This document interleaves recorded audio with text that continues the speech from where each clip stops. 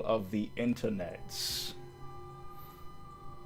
This Hello. is me, Emperor Takashi, and my good friend Ryu Prime, the famous creator of One Punch Man Abridged. It's One Abridged Man, yes. Yes, One Abridged Man. And we shall be playing Shadow of Mordor today, because we are going to be talking about what exactly, Mr. Ryu Prime? Yeah. Sorry, what? Sorry, I'm just... We will be talking about Tolkien, is that right? Oh, yes. Yes, that's right. Yes, Indeed. specifically the Lord of the Rings trilogy. Yes. Indeed. I was just checking the stream, see if it was running fine. It is, yes. Ah, And we already have someone in the chat. We already have people in the chat. Wow, you have some faithful followers. Welcome, my friends. Welcome. I do apologize if we talk over the game audio, because we're not actually really doing Yeah, it for the game. We're this just is kind of not having the game focused. playing. Yeah, this is just, we have a theme going here. Yeah. What has happened? Alright, pretty much right here. This guy, follower of Sauron, kills your family, kills you, you come back as a wraith, possessed by an elf lord, Celebrimbor, who made the rings for Sauron, wants revenge, blah blah blah, and you make a new one ring to fight Sauron. Did you say an elf made the rings for Sauron? So I thought elves were Yeah. against Sauron. Well, you see, in the Second Age, Sauron took the form of, I believe it's, I forget the name, but he took the form of an elf. You know, disguised himself as an elf, and then met with several of the lords. Some I'm of them totally weren't not fooled. the evil Dark Lord trying to take over the entire world. I am your friend. Exactly, yeah. Some of them were fooled because the thing with elves, they love beautiful things, and they thought like, oh damn, he's sexy as hell. He can't be wow. evil. So wait, And, are we like the Witch King and like the Nazgul, or are we something different? Well, the Witch King wants to recruit you, well, against your will, but yeah. This takes liberties with the thing, like saying like this elf lord came back as a wraith to possess you, whereas actually in the story, when the elf lord was betrayed, he was killed very brutally by Sauron. Rip. Yeah, so this elf lord, he created the 3 rings for the elves, which were unmarked by Sauron's evil. Sauron, I believe, created everything else. The world of men You know? Mm. is ending. Is that supposed to be like the lady from the movies? I have seen Oh, it. Galadriel, no, yeah. that's Shelob. That's supposed to be Shelob. Oh, okay. I have Yeah, that's supposed to be her human-like form. I think it's stupid. Like, I mean, Shelob, we don't even know if she's a Maiar spirit. So, Ridiculous. I mean, yeah, I guess they can't. But I mean, that is a fantasy element. But yeah, I don't know if that was ever part of the. No, Tolkien. never was part of Tolkien. Like, Shelob was never described as that. Because I think that's more of an Eastern tradition, right? Having women, they turn into spiders, and spiders turn to women, whichever way it actually is. I think like the way they wanted like, you remember Galadriel from the first film, you know, like the elf woman with the blonde hair who gave all the gifts. They wanted to kind of have like a darker version of her.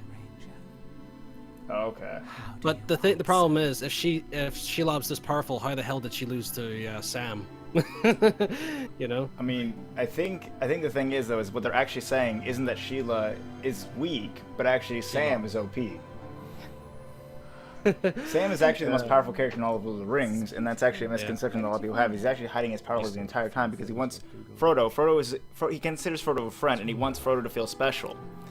So he lets Frodo go on the journey the entire time, knowing that he could have finished it in one day.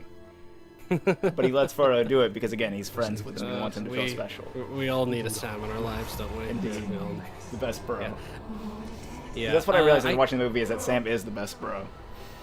He really is, you know, like he's thick and thin, you know, after everything he has to put up with, he's still there at the very end to help. I mean, carry think about it, he Frodo. even put up with going along with Smeagol, and no one would want to do that.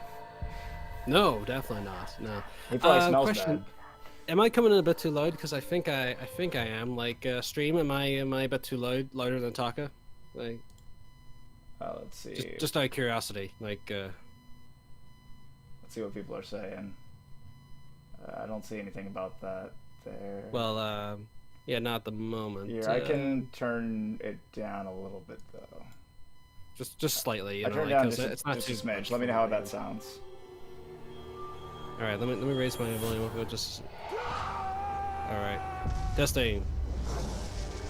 How's that? I think that's better. I think that's better. Yeah. I Cool. call to you. Yeah, I think next time I play, so I'm gonna try it in Japanese. That way I can just just hear what they actually did for the Japanese voice acting, because it's kind of weird. It's kind of like abnormal for there to actually be Japanese voice acting in a Western game. Yeah, I guess, I don't know, maybe the first one sold really well there. That's possible. They do. I think they really like RPGs in Japan. Yeah. And Tolkien, I think, is popular everywhere that knows about it. Yeah. There. Except maybe China, because they just... Well, no, probably in China too, just not officially. Yeah, I suppose. Man. So, do we want to start from the first film onwards, though, properly? So we have a chronological progression? So, Mr. Bilbo Baggins. Ah, yes. Well, before then, we have the creation of the rings, which I briefly touched upon. Indeed. So, at the beginning, in the Second Age, Sauron, creates all these rings of power so he can control. Let me mute this so I don't hear my voice. It's distracting. There we go. Right. At the beginning of not the beginning, but in the Second Age, Sauron, creates these rings of power so he can control the minds of the people, the free people. As the poem, the famous poem goes, 3 rings for the elven kings under the sky, 7 for the dwarf lords in the halls of stone, 9 for mortal men doomed to die, 1 for the Dark Lord on his dark throne. In the land of Mordor where the shadows lie, 1 ring to rule them all, 1 ring to find them, 1 ring to bring them all, and in the darkness bind them, in the land of Mordor where the shadows lie. Oh. So he does this, and the men of Numenor, that's Aragorn's people, they, this is before Aragorn, they capture Sauron, who doesn't put up any fights, surprisingly. And like, what he does, so he goes with them willingly, and then he for some reason, the king begins to like him enough to make him an advisor. Make your arch enemy an advisor. That's just what you do. That makes perfect sense. Yeah. And then he starts telling him, it'd be cool. The gods, the Valar, they're kind of shitty. So why don't you worship the Morgoth, the first Dark Lord, my boss, because he can totally give you immortal life. Yeah. And they're like, oh sure, let's do that. Yeah. And also let's wage war against the Valar, the gods. So that's what happens, and Numenor, this island, sinks into the ocean because, well, that's what happens when you try to step up against gods, So Sauron, he flees, and he's stuck in his big, unflattering armored form because he lost the ability to shapeshift because his body was destroyed. The men of Numenor, they're a bit pissed, understandably. So they go to wage war with him, and then that's that whole opening bit where they where Isildur cuts the 1 ring from his hand, and then he gets the 1 ring, gets killed. Thousands of years pass. Smeagol finds it, and then he takes it for himself, and then he loses it to Bilbo, and here we are in the Shire. Indeed, and then he gives the ring 60 years later. Yes, that's right. His nephew. Yes. So poor Bilbo, he's so the thing is, the 1 ring, it's I'll get to that anyway. But the ring, since it's an aspect of Sauron, all his evil and corruption has been put into his 1 ring. Spiders are gross. Yeah. Watch out for those. Like those little bastards. They bite you, you get poisoned. And it sucks. Where do I go? Oh, through here. Yeah, like this is more of a stealth sort of mission right now, so it's a bit of a learning curve, but anyway. So the 1 ring, how it affects people is, it affects men more so than any other race, because men have like big, large aspirations, they like wanting to get a decently paying job. Yes, or wanting their water cult to succeed. I guess other cults. Indeed, but the water cult already succeeds. That's no issue. Yeah, of course. And the thing with hobbits, they are less affected by it because they live very simple lives. They, for the most part, they don't care about what happens in the outside world. Yeah, okay, yeah, this is That's gross. that's Celebrimbor, and that's supposed to be Shelob. Oh, unless they're a Took. If they're a Took, then they like adventure. Yeah, or a Baggins to an extent, like Bilbo. Yeah. So Bilbo, as the thing with the One Ring, it also enhances certain abilities. Like with Smeagol, and to extent Bilbo, it kind of kept their youth kept Bilbo's youth sort of going, and kept Gollum alive for hundreds of years. And when Frodo, so how long before the story is Smeagol like first getting the ring? Well, let's see. The one after the Second Age, thousands of years pass. That's when Smeagol finds it. Then it's hundreds of years. Oh, okay. I said 9.5 years, I think. 9.5 Close enough, I think. I guess he doesn't look too bad for his age then, but he still looks pretty ugly, and he looked ugly from the beginning. So. Yeah, you see, the ring kind of keeps him alive, keeps him going. So anyway, yeah, long story short, Bilbo gives up the ring. Gandalf finally starts to suspect, in the film at least, that this is the One Ring, the Sauron's ring. And he has to confirm it. So he goes all the way to Minas Tirith, leaves with Frodo, tells it to keep it secret, keep it safe. Goes all the way to Minas Tirith in Gondor to find out all about the crack of it, and then he rides all the way back and throws it into the fire. Notice how he never physically touches the ring with his hands. Indeed. Gandalf, because the thing is, since Gandalf is a wizard, one of the Ishtari, they also run the risk of, as Gandalf said, he would probably want to protect it for good, but through him, he could wield a dark power and just become as bad as Sauron. Is Gandalf immortal? Oh, okay, interesting. All right, so what is what does Sauron, Saruman, Radagast from the Hobbit movies, and Gandalf all have in common? Also, the Balrog. What do they have in common? They all have beards. No, the Balrog doesn't have beards. Maybe he does. Under all that red, there might be a beard somewhere. They are all the same race. They're the exact same race, kinda. You see, at the beginning there was one god, a creator god called Eru Ilúvatar, and he created several spirits called the Valar. But the Balrog looks totally different than the others. But there's a reason. There's a reason for that. You see, Eru Ilúvatar created the Valar, and then lesser spirits called the Maiar. The Valar are kind of like lesser gods, and the Maiar are essentially angels. And then they constructed the world.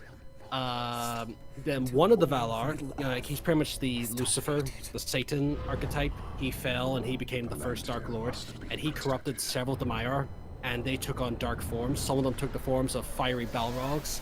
And one of them, Sauron, the most powerful Maiar, became his right-hand man. And that guy Gandalf, was even more powerful than Sauron was? Oh, Morgoth, yeah, the first Dark Lord. He's Sauron's boss, technically. He's leagues more powerful. The only reason why he's not in the picture right now is because he's serving a millennia-long sentence. So there's gods even more powerful than him that sealed him away or something? Oh yeah, because Morgoth's the only evil Valar, whereas all the other Valar are good or neutral, and they don't like him because, well, he's going against their creator. It sounds like probably neutral is probably more accurate since they don't stop Sauron. Well, there's a reason actually why they don't do that, because in the First Age, you see how he describes this. The world began, before there was the sun, there were two lamps that lit up the sky. Morgoth destroyed both those lamps and started shifting the Earth, because the Earth, it's meant to be our Earth. Lord of the Rings, it's meant to be our Earth, but this is meant to predate our history entirely. We just gotta accept that with a grain of salt, So we're all elf? Yeah. No, we're not elf. No. Men were created different from elves. We didn't descend from elves at all. But aren't there some mixed breeds like Aragorn and? No, Aragorn's not half elf. No. He's not half elf. Wouldn't his children be half elf? They would, but the thing with half elves, they have a choice. They can choose to either be elf or half elf. Sorry, they can either choose to elf or human. They have a choice. That's the thing with half elves. Oh, they can't. They can't just stay half elf. No, they can't. No, at a certain. I think when they hit maturity, that's when they get a choice. They actually get a choice to choose. That's weird. Imagine if people in real life did that. Like, it's like, okay, you can either be black or white. Make your choice. Oh boy. So yeah, so the world Arda, that's our Earth. When it began, there was I see Liam there. Will the hobbits make the Isengard? Oh, hello, Liam. We'll get there eventually, buddy. Don't worry. Welcome, by the way. So yeah, the world's pretty much this Pangea kind of like world, this supercontinent. Why don't we had take like fallen 2 damage?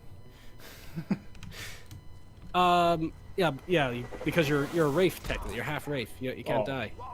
That looks painful though, falling like that. I know, but Assassin's Creed logic, except no death. Hold E to interrogate a worm. I can interrogate a worm? Well, they call him a worm, so it's pretty much a snitch, So you see like a green or an orc with a green symbol on his head. He's like a little snitch. Yeah, a little bitch snitch. But anyway, so Morgoth destroys the 2 lamps that are lighting up the earth, so he's already on the bad side of the Valar. He gets imprisoned for thousands of years, and because the Valar can't comprehend evil, when he says, "Oh, I changed, I'm a good guy now," they like, okay, sure, we buy that. And what he does is, oh yeah, you do that, and then you can see the minds. Yeah.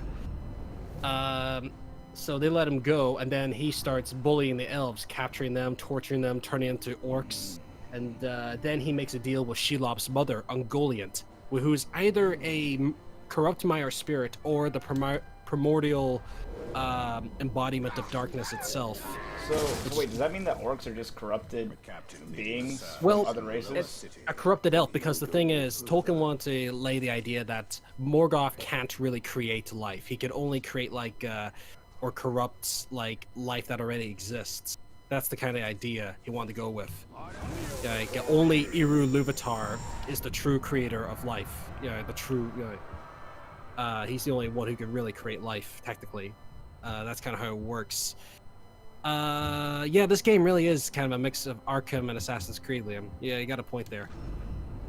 Yeah, I still have no idea what I'm doing. I'm just doing things. Yeah, you gotta find out who the head honcho is, like, in this place. So you gotta, like, you gotta find out who these captains are, and start fighting them.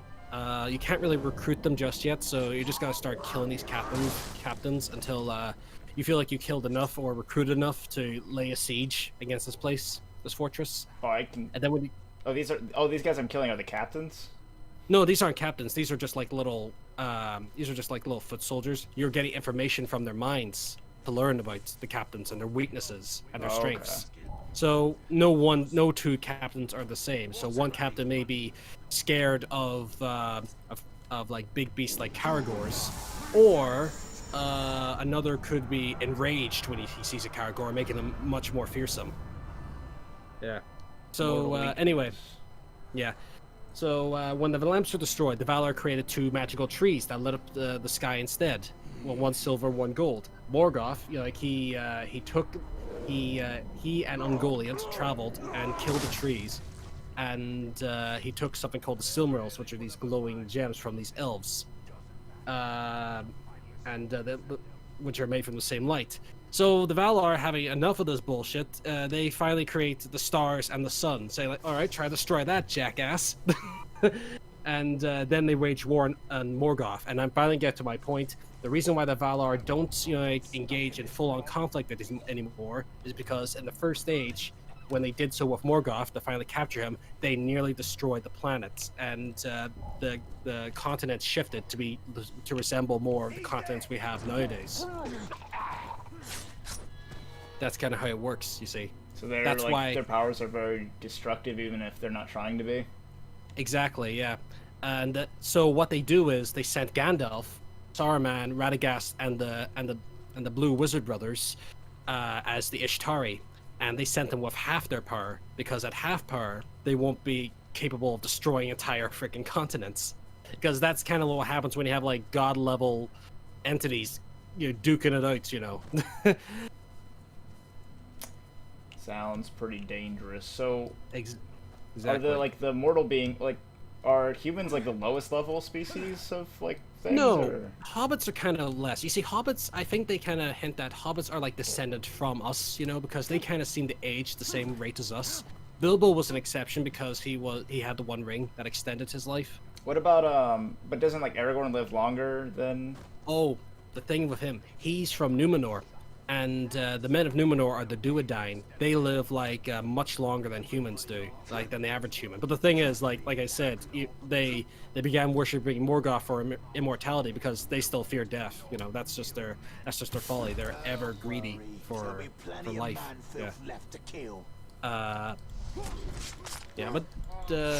Yeah, essentially that. So yeah, elves came first, and the dwarves were made by accident because one of the Valar was just too impulsive. He just wanted to create life, and then said, "No, please don't destroy my creations. I'll do it for you, Dad. I'm sorry. No, don't destroy them. Just let me adopt them. We'll call them dwarves. But first the elves have to wake up first before the dwarves. Okay, right? That's kind of how that broke down. And then the dwarves came, and then many other creatures woke up, like the Ents, the big tree people. Yeah, they were created to watch the forests. And then men came near the end. They came around. Oh wait, they would have been in the first stage. When the sun arrived in Arda, that's when the men woke up. And then, so how did humans end up being the only ones left alive? Oh, what happened? Well, you see, the thing is, the elves, they used to live in Valinor with the Valar, but before Morgoth destroyed the two trees, he kind of sowed little seeds of doubt into the elves that the Valar just want to use them and abuse them. Oh, this is one of the captains, I believe. Oh, wait, is he? Oh wait, I don't think so. Oh, you got a bow now. Never mind. Alrighty. So it's just gonna tell you how to use it. Okay, wait. What? Oh, no, okay. Yeah. Wait, I go into slow motion? Yeah, you have limited slow motion when you use it. Yeah. Only limited though, so watch out.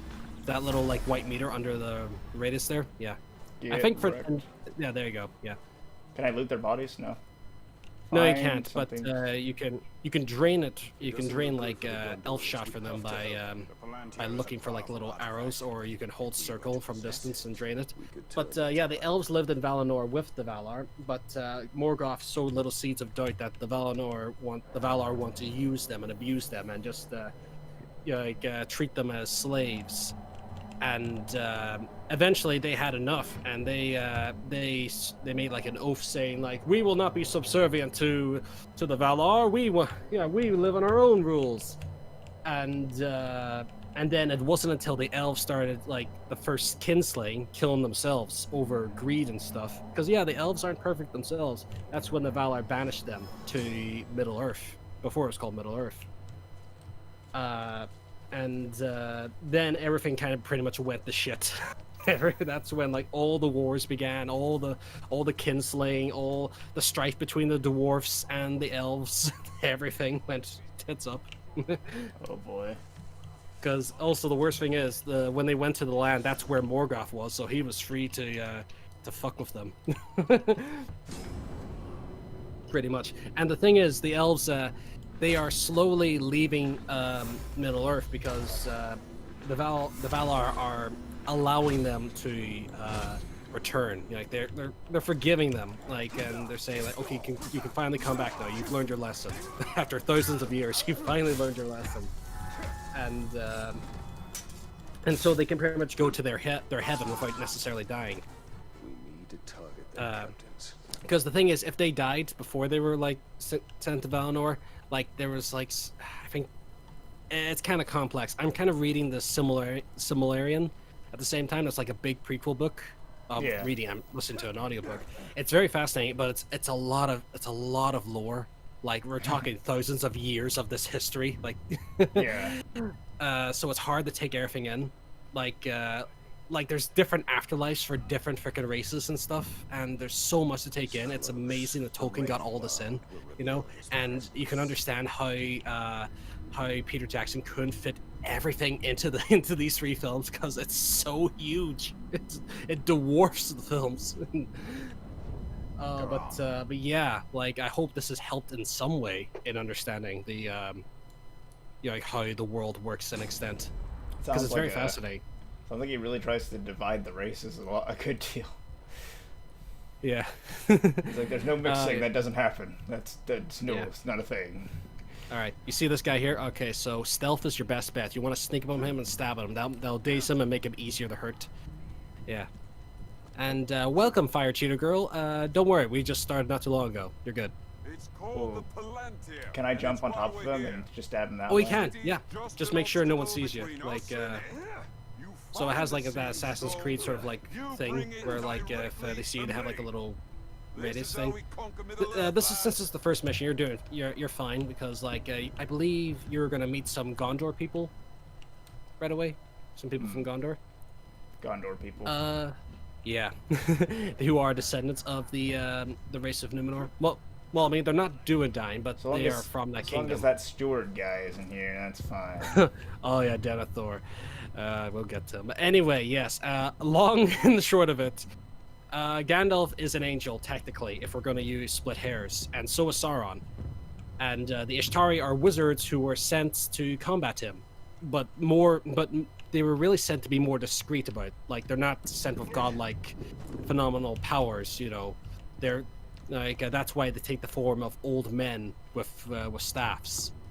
They're meant to be more like guiding. I mean, they can fight. That they have some protective spells about them and offensive spells, but they're meant to be more for guiding kingdoms and races. No, he's not dead. Yeah, careful.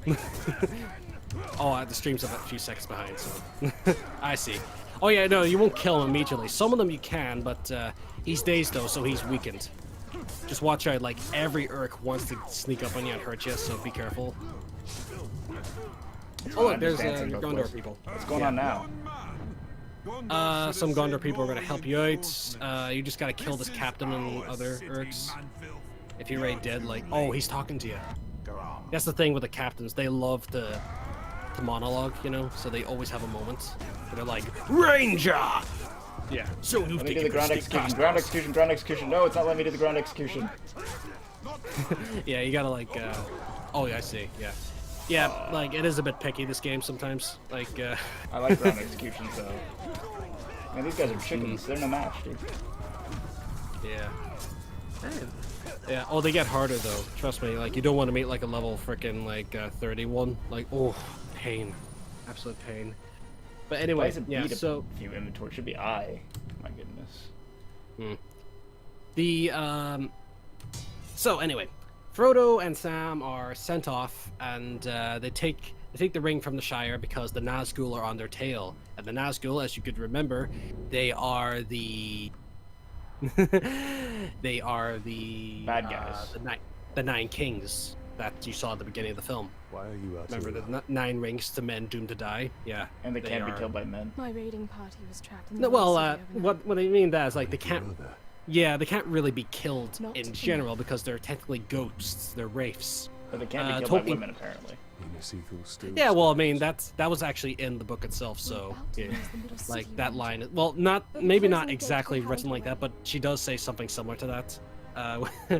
All the same. And she is the one to kill him. Yeah. Indeed. So anyway, the Nazgul are on their tail. Tolkien, I believe, was the one who created the word wraith. You know, which because he was like thinking of words for what sounds like a word for something that's empty, devoid of hope and joy, like an empty, you know, like soulless thing, like pretty much like the worst thing you could imagine to be, and that's kind of what he wrote there. So like before then, they didn't use the word wraith. I think at least like the idea of wraith, the idea of like a wraith as a spirit, you know, he was the one who kind of like created that. Like same with hobbits, you know, like I'm sure like in mythology in some sort or legends there were like hobbits like. Yeah, yeah, Yeah, hobbits I can definitely see as original, but I thought like orcs and wraiths and stuff like that have been around for a long time. I'm sure like archetypes of them have exist, but Tolkien was the one that like created them as they kind of are, you know. That's pretty cool. Now Uruk-hai are completely original to that, right? Oh, what's going on? Uruk-hai are do I just hold? Uruk-hai Do are I hold? interesting. What They're am I like doing super. here? Yeah, Uruk-hai are kind of like super orcs, pretty much. You know. Oh, okay. So yeah, whenever you get they got a last chance thing. Watch out though. Certain captains, they won't let you do a last chance. They have like a no chance feature, means they can kill you right away. But the beautiful thing about this game, in a sense, is that like dying doesn't affect the story like in a negative point. Well, it kind of does. Like dying is expected sometimes because certain captains will kill you and then you come back literally alive because you're wraith. You can't technically die. Yeah. Yeah. Actually, speaking of the Nazgul, I believe you meet them real soon in this prologue. It says she's getting too far away. But I need to assassinate people. It's my job. Yeah, you gotta stay close. Yeah. Don't worry. Like these Gondor knights, they got it covered. I'm trying to help them though. I'm their friend. That's what friends do. Friends assassinate people for friends, right? Yeah, I mean they're orcs. They're orcs. You know, they knew what to expect. You know. Right. So Gandalf, he goes to meet Sauron. Yeah, Saruman. Sorry, Saruman. Yeah, somebody else's. And he meets him in top of like his own low in Isengard. Yes. Goes to meet him in Isengard, whereas Frodo and Sam, they meet Peregrine Took and Merry, who are on the run from the Nazgul at this point. So this is when Saruman betrays Gandalf. And you were like curious on why Saruman he decided to defect the Sauron side. That's what you're curious about. Indeed. So, the thing is, he in the books, like when I say the books, I mean pretty much the whole Tolkien lore outside of the films. Saruman, he like long before the events of the Lord of the Rings. You kind of see it in the Hobbit movies. You remember in the Hobbit movies where Sauron, he's hiding out as a necromancer in this place, and then Galadriel, Elrond, and Saruman go to save Gandalf in the third one. If you vaguely remember. Yeah, well, that type of thing, that didn't really happen during the Hobbit time period. That was more or less added to the film to add a little more narrative to connect it to Lord of the like Rings. the Hobbit films, they seem to be adding a lot to it. What I read in the books. Yeah, they definitely added that part in, but that did happen, just not at that time point. That happened long before. I understand why they did it, but anyway, yeah, at that point, Saruman, he kind of knew the One Ring was still out there, and he began to covet it for himself. Because here's the thing, like the One Ring, there's this misconception that the One Ring makes you invisible. It doesn't. It takes you to the unseen realm, that where you could see like all the things like the wraiths who are meant to be invisible, but you see their true forms. And also it enhances your abilities. Like with Frodo, when he puts on the rings, he could see for miles and miles and miles. That's why in those films he could suddenly see Sauron on top of Barad-dûr. Or when Sam, when he puts on the ring that one time, he could hear from long distances and even understand the black speech of Mordor. Like, it gets automatically translated for him. Something we kind of see in The Hobbit when Bilbo puts on the ring, when the spiders better are than attacking. Google Translate, though? This was long before. This was the first instance of that. Yeah. Google Translate's pretty bad. I wouldn't be trusting it if it was as bad as Google Translate. Yeah, well, I mean, like, it's more accurate, but the problem is, like, at the price of your own soul. That's really it. What are you doing? I won't be long. Go. But yeah, that happens, and Gandalf gets betrayed in the books. Okay, this was one of the points where the film, it kind of does better than the books, in my opinion, because Saruman, he decides to rename himself as Saruman of Many Colors. So he like starts wearing like a Jacob and the Technicolor raincoat sort of thing, which I imagine you wouldn't take him too seriously if he actually wore that. So in the film, they just still kept him as Saruman the White and just decided to dirty his white robes a wee bit. Which, honestly, I kind of prefer a wee bit better, you know? It's more subtle, you know, and rather the fact that he just wants to be, oh, did he kill you? Yeah, I just like because again, like these fights are just so weird. I don't even really understand them. for They the most are, part. they are very fast, aren't they? Since you got killed in a story thing, like you failed the mission, but it's really a free roam where it's like death doesn't really matter too much. But don't worry, like it's not too bad. But yeah, so yeah, he defeats Gandalf because he's the head of the Ishtari, the wizards. He's supposed to be the top dog, pretty much. And so Frodo and Sam, and Merry and Pippin, they go to Bree, that's that little town, to meet with Gandalf, but he's not there. Oh no, where could he be? And this is when they meet Strider, who is actually Aragorn? Aragorn. Yes, our boy Aragorn, one of the best characters in the film series, and just in the books in general. Indeed. He is a Duodyne Ranger. I mean, they don't know what a Duodyne is, the Hobbits. They just know that he's a Ranger. And he saves them from the Nazgul, who are on the hunt for him. Hunt for them. Also, if you remember correctly, like when Frodo, like he's trying to hide his identity, he slips and the One Ring falls onto his finger, and that's when the first time he wears it. The thing is, if you look closely in that scene, like Gandalf always says, like the One Ring has a mind of its own; it wants to be found. So technically, when the ring goes flying up in the air, it is like changing its mass and density so it can land perfectly on Frodo's finger, so it could turn him invisible, so Sauron could see him, and so could the Nazgul. It's a little sneaky. It's a sneaky little ring. Yeah. Then I'll see it done. Sneaky little bastard. It's And so it crazy that they actively made the does ring this so throughout the three powerful, films. though. Before the next assault. Sorry? It's still crazy how powerful they made the ring, though, because it has like mind-altering powers. It can shift through dimensions. It has a mind Well, of its it own. is. It is like a part of Sauron, and Sauron is like the most powerful of the Maiar spirits. So he can whip the ass of like Gandalf in seconds, you know, if he was a one-on-one. We see that in The Hobbit, anyway. So. Yeah. Yeah. So yeah, there's only one person who can go toe-to-toe with Sauron at this present moment, and that's Galadriel. Like we see that in The Hobbit as well. She's able to go toe-to-toe with him. But if he had the One Ring and go in the full form, then he would just be unbeatable in a one-on-one fight. So she's not an elf. No, she is an elf. She's just one of the early elves. She was there when the elves were in Valinor, so she's one of the oldest elves that are around. In fact, she's like one of the two elves who remembered the days of Valinor. She actually chose to leave Valinor to live where she is now because she's a bit. She kind of wanted to live her. She kind of wanted to rule her own little land. So she's a wee bit greedy in her own right. You know, it kind of shows the elves aren't Mr. and Mrs. Perfect in their own way. Yeah. Which is kind of interesting. That's why she has that moment. I'm jumping ahead of film, but I think it's just better to get it out of the way now. She, that's that whole moment where when she sees the One Ring, she's like, instead of a Dark Lord, you'd have a queen. You know, where she goes creepy. Yeah. Like that's her kind of like because she did desire the One Ring. She did desire to have it because of the power. But she resists, and then she realizes she passed the test. Now she can finally return to Valinor. She's one of the elves who can return home, pretty much. Forgiven.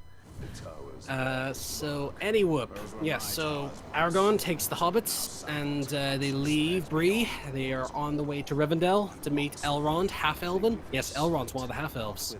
Actually, he chose to be a elf though. His twin brother, he decided to be human though, and his twin brother was actually the first king of Numenor.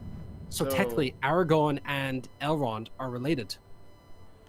So is that why he's so against his daughter being with him? Is because he also experienced the loss of a loved one that way? He's it's more like he well, I mean, Elrond had an elven wife, I'm pretty sure, but I imagine that would be the case, like since his brother died, yeah, because he knows humans will just die, like that, you know. And elves just go on unless you kill them with a sword or something. What was I gonna say? Yeah, Yeah, he's against like his daughter seeing like Aragon because if she stays in Middle Earth, she can never return to Valinor, where the Undying Lands, where everything lives pretty much. It's heaven, literally. And he doesn't want to let her live in a dying world, pretty much, from his perspective. Like he likes Aragon, but he doesn't want to let her, you know, go for that pain, especially alone, like the last elf in all of Middle Earth. So anyway, the Saruman he begins like chopping down all the trees as fuel to create the Uruk army. That's the super orcs. They are different from the average orcs because they are taller and much stronger, broader shoulders, and the films make them much more imposing because in the books they're still not quite as tall as men. You know, they're still a bit shorter. But the film helps distinguish between the two. Like you can, if you look at an Uruk and an orc and a goblin, you can kind of say, okay, yeah, goblins, they have bug eyes. You know, they kind of crawl around like bugs and stuff. The orcs just kind of look more have pointy noses and pointy ears. Yeah, because in the movies, the orcs shit. are like the same size as humans. Yeah, and Uruks, they're taller. They're like 6 foot something each, and they're all muscled and dark. They're very like a dark bluey sort of brown skin, like leather, you know. And it's all pretty good choices they went with, all in my opinion. So he starts making them. Gandalf begins his escape. So he flies away in one of the great eagles, who may also be a Maiar spirit as well. And then, of course, the hobbits go to Weathertop, where they are attacked by the Nazgul. In the books, Aragorn's already with them when the Nazgul attack, and just somehow in the conflict, Frodo gets stabbed by the Witch King of Angmar, with the Morgul blade. And Aragorn was right. If you get stabbed by a Morgul blade, like, you will be sent to like the Unseen Realm and become a wraith just like them. So fighting, so it's more impressive how he's able to fend off all 9 of them at once. You know. Pretty crazy guy there. Yeah, I mean, it goes to show you, like, you don't mess around with Aragorn, you know. Indeed. Especially when he's together with his pals Legolas and Gimli. Exactly. And yeah. Get real crazy. Yeah, I just need to hit the bathroom real quick, but don't worry, I'll continue the story. Roger. While you're doing that, I'll go ahead and kill some people. Well, I Ready mean, up. Fear me. Oh.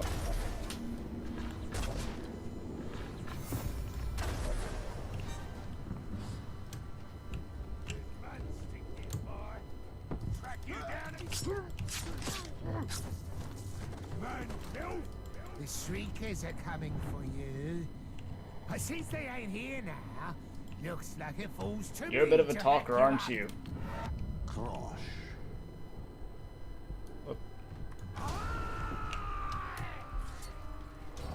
Look, bro, I'm not gonna fight you 1v1 up close. I'm an assassin, bro. I'm gonna jump on you and stab you in the face, bro.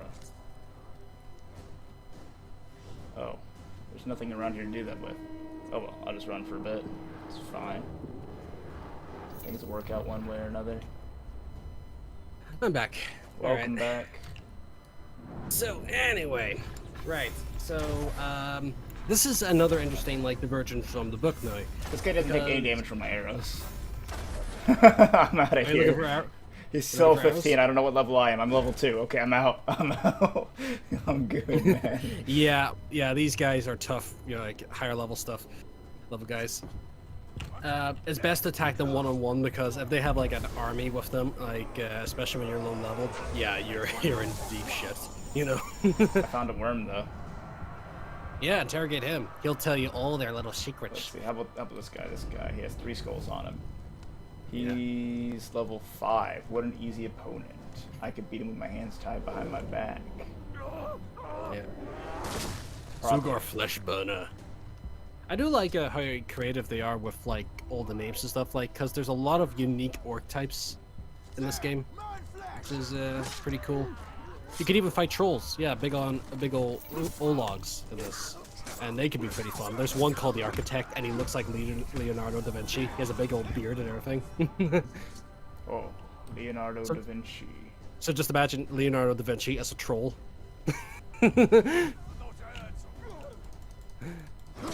Not internet troll. I mean, as in, you know, fantasy troll. I mean, I've already seen Leonardo da Vinci as a woman, so that's something. Oh yeah, of course, yeah. Fate be wild, yo. It's like fake grand order, bro. They'll give you what you need, even if you don't really need it.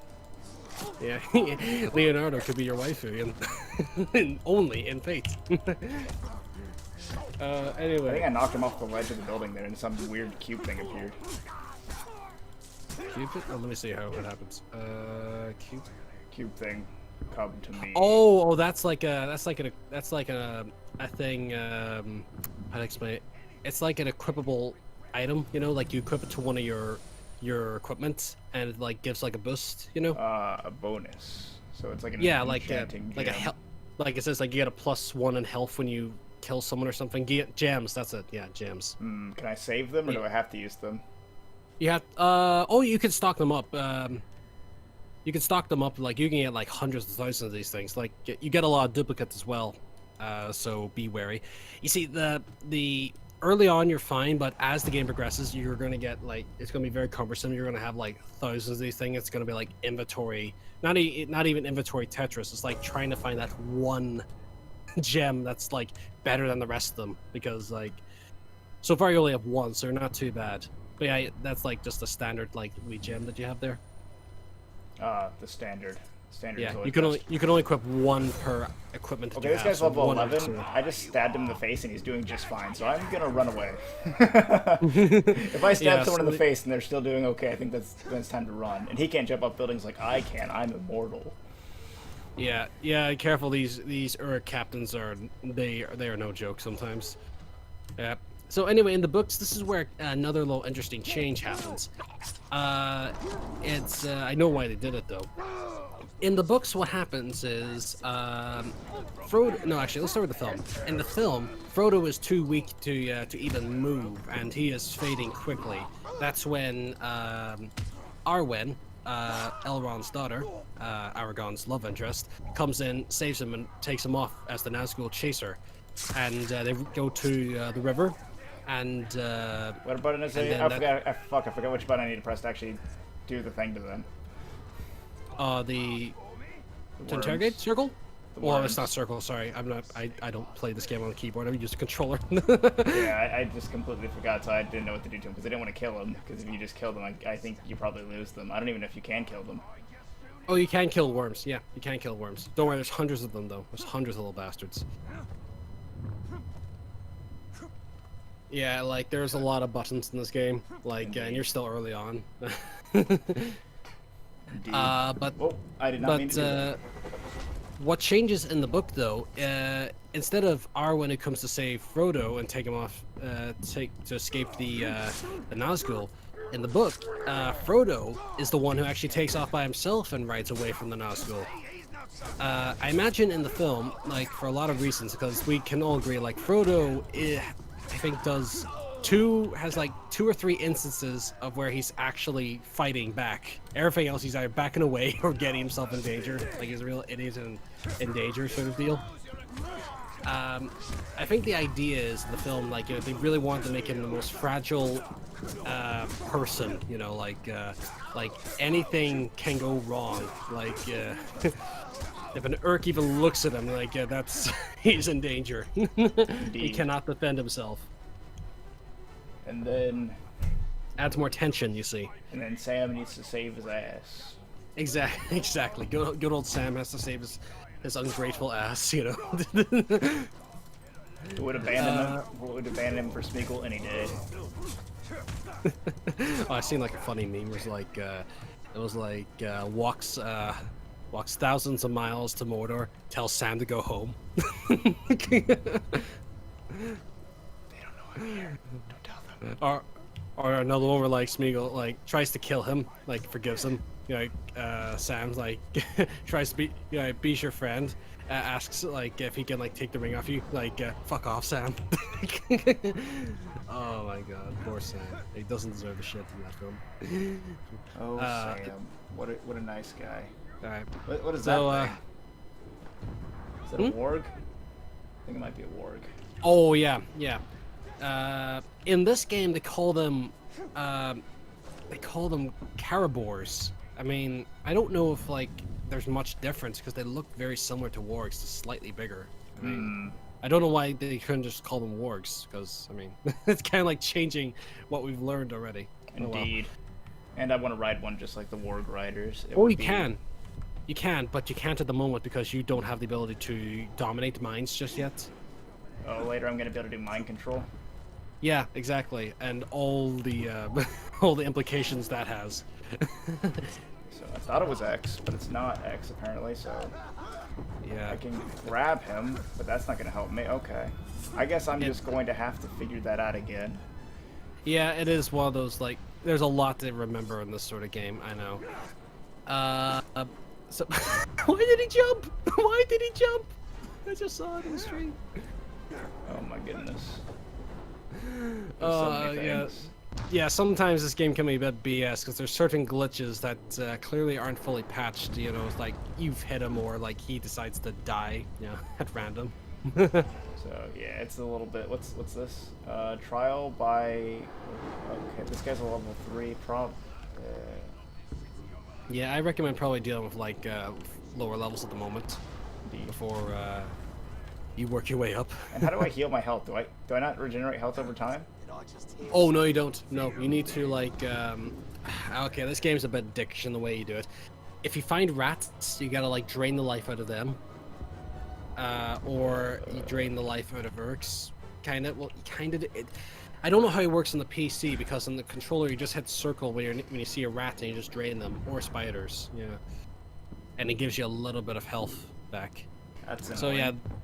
I know it is. I don't like it. I think it's a shit feature. It seems like they made it seems like they tried to make a game like Assassin's Creed, but just wanted to make it a lot worse than the. Yeah, it's one of the things I'm not a fan of in this game, personally. Kind of what pulls me away. Oh well. So yeah, Frodo lands in Rivendell, and so does everyone else. Reunites with Gandalf. Blah blah blah. Get to the point. The Council of Elrond. Pretty much. What happens in the film is more or less exactly what happens in the books. They all debate about who should have the ring, like what should be done with it. Ultimately, they decide to destroy it, and then Frodo volunteers to be the one to volunteers as tribute for you Hungarian people to take the ring to Mordor, and then they all have their you have my sword and my bow and my axe, thing. And Sam being the best friend, and it could possibly be just decides to join along. Actually, fun fact, behind the scenes, Sean Astin, who played Sam in the movies, he actually did pretty much like act like Sam behind off camera as well. Like he was Elijah Wood's Frodo's like personal like best buddy, more or less. Like so whenever like Elijah Wood, like he said, oh man, I forgot I left my keys in my house, sorry, not my house, my room, Sean would be like, no worries, I'll call locksmith, I'll handle it, you have fun. I'll get you. What a bro. or yeah, pretty much. But he was also a wee bit overprotective because like there were certain times where like they'd have to be on helicopters to get to certain locations, and he was always like grilling like the pilots, say, are you sure, like we're doing fine, the helicopters are very close, man, like he's like directing helicopters where to land, yeah, not that way, that's where Mr. Frodo is. They're all taking the piss out of him, but it's pretty cool just to know that he pretty much adopted the role as Sam both on and off screen, like that's hilarious. What a crazy character. Yeah. Oh, I'm gonna die. You see what I mean? Yeah, like a lot of times you gotta just like implement a Monty Python run away sort of strategy. The problem is I don't know how to heal my health bar, because I don't know the button to press. Yeah, I thought this game tells you like early on. It does tell you at first, and then like it never tells you. Oh, the again. rat. Okay, yeah, you gotta drain the life out of the rats. There's a certain button, like whatever button you use to interrogate people from And that's the distance, problem. I you don't know how to do that anymore too. Well, I mean, I Because I guess thought it you was die. X, but it's not X. I guess you gotta die. It's annoying that they would do it that way. Yeah. Alright, so the Fellowship, they make their way through several areas, and it takes days of traveling. Once again, in the book, it is much longer. Much longer. So anyone who complains, bitches and moans that it's long in the film, it's much longer in the book. You can shut the fuck up.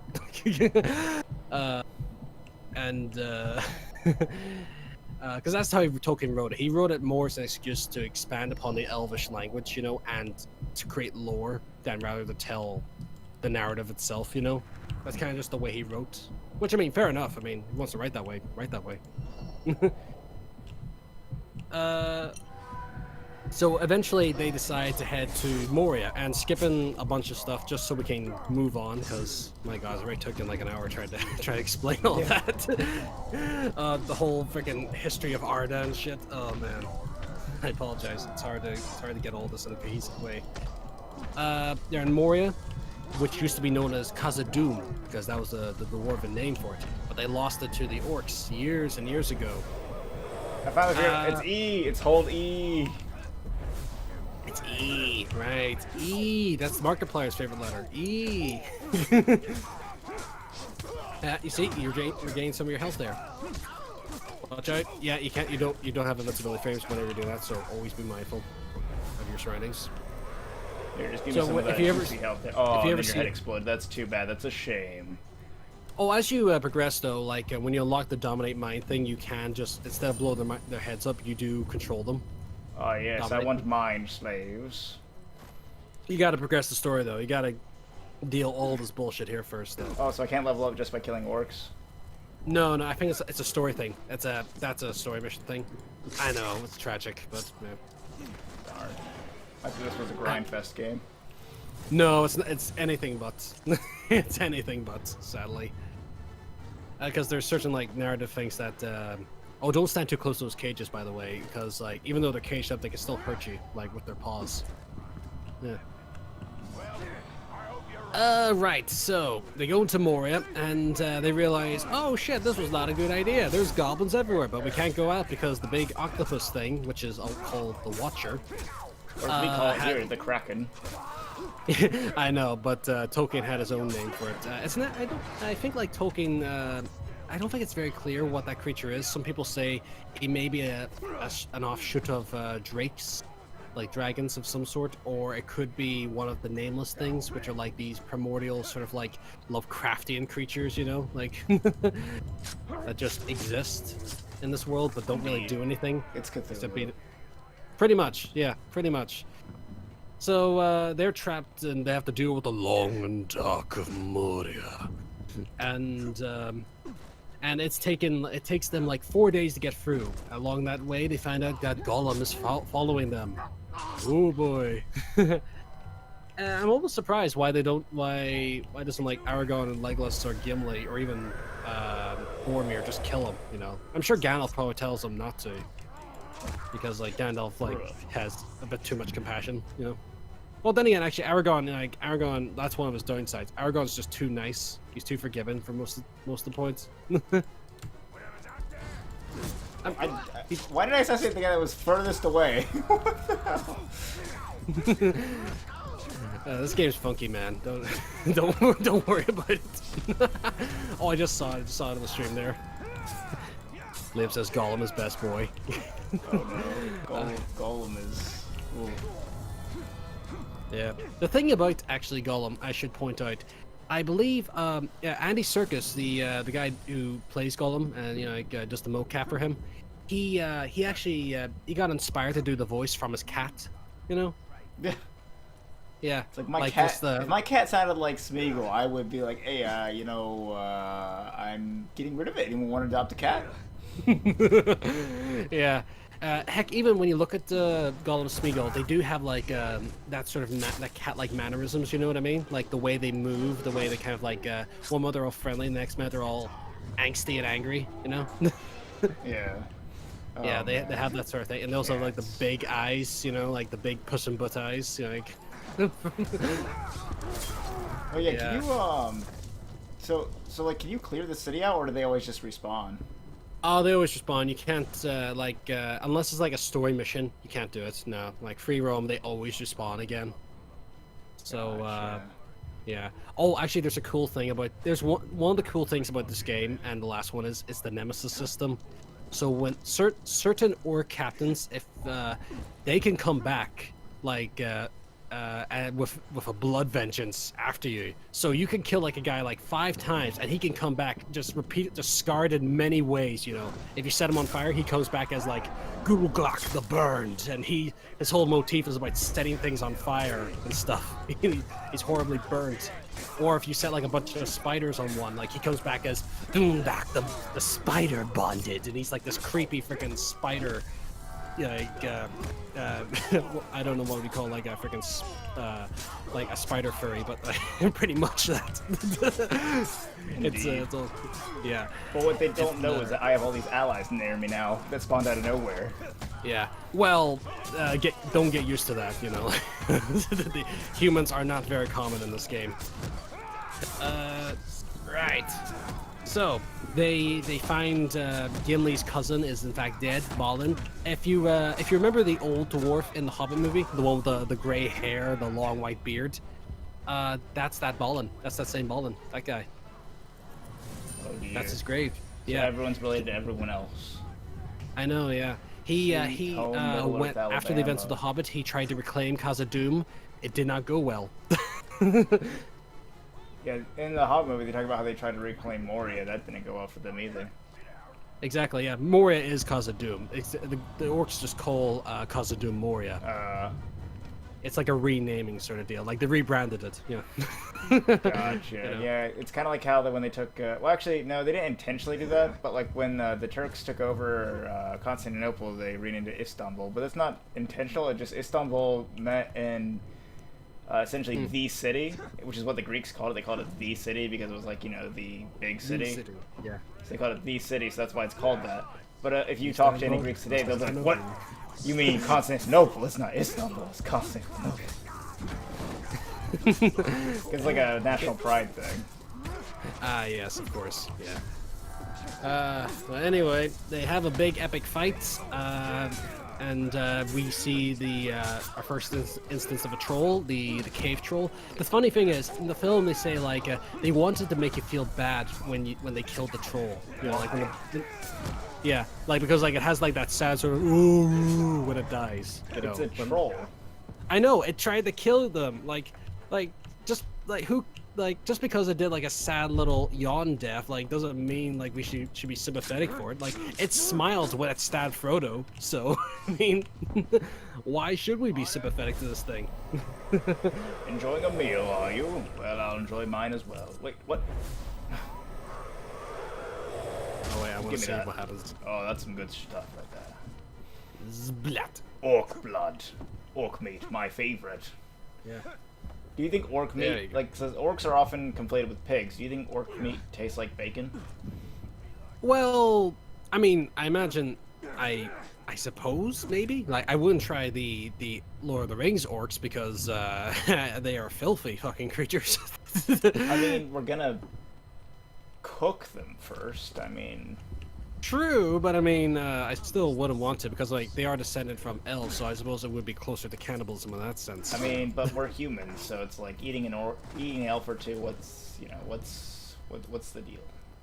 I'm sure like there is some sort of lore where someone did that and it didn't end well or something. I'm sure somewhere. It's like, I mean, Alright. think about like dwarfs eat goblins, right? I don't think they do. Hoard's more precious No, than I don't think they you do. I think they just they just hate No them. one You know. touches This guy's 6 levels above me. You think I can kill him? What level is he, sorry? He's level 8. I'm level 2. Oh, I think you can. You know, like it's not too bad. All right, those things, those little buckets around him. Why are they if fighting you each other? Oh, they're They're not. doing Okay, never search. mind. I thought they were fighting each other for a moment there. Oh, he will. He's sneaking up on them.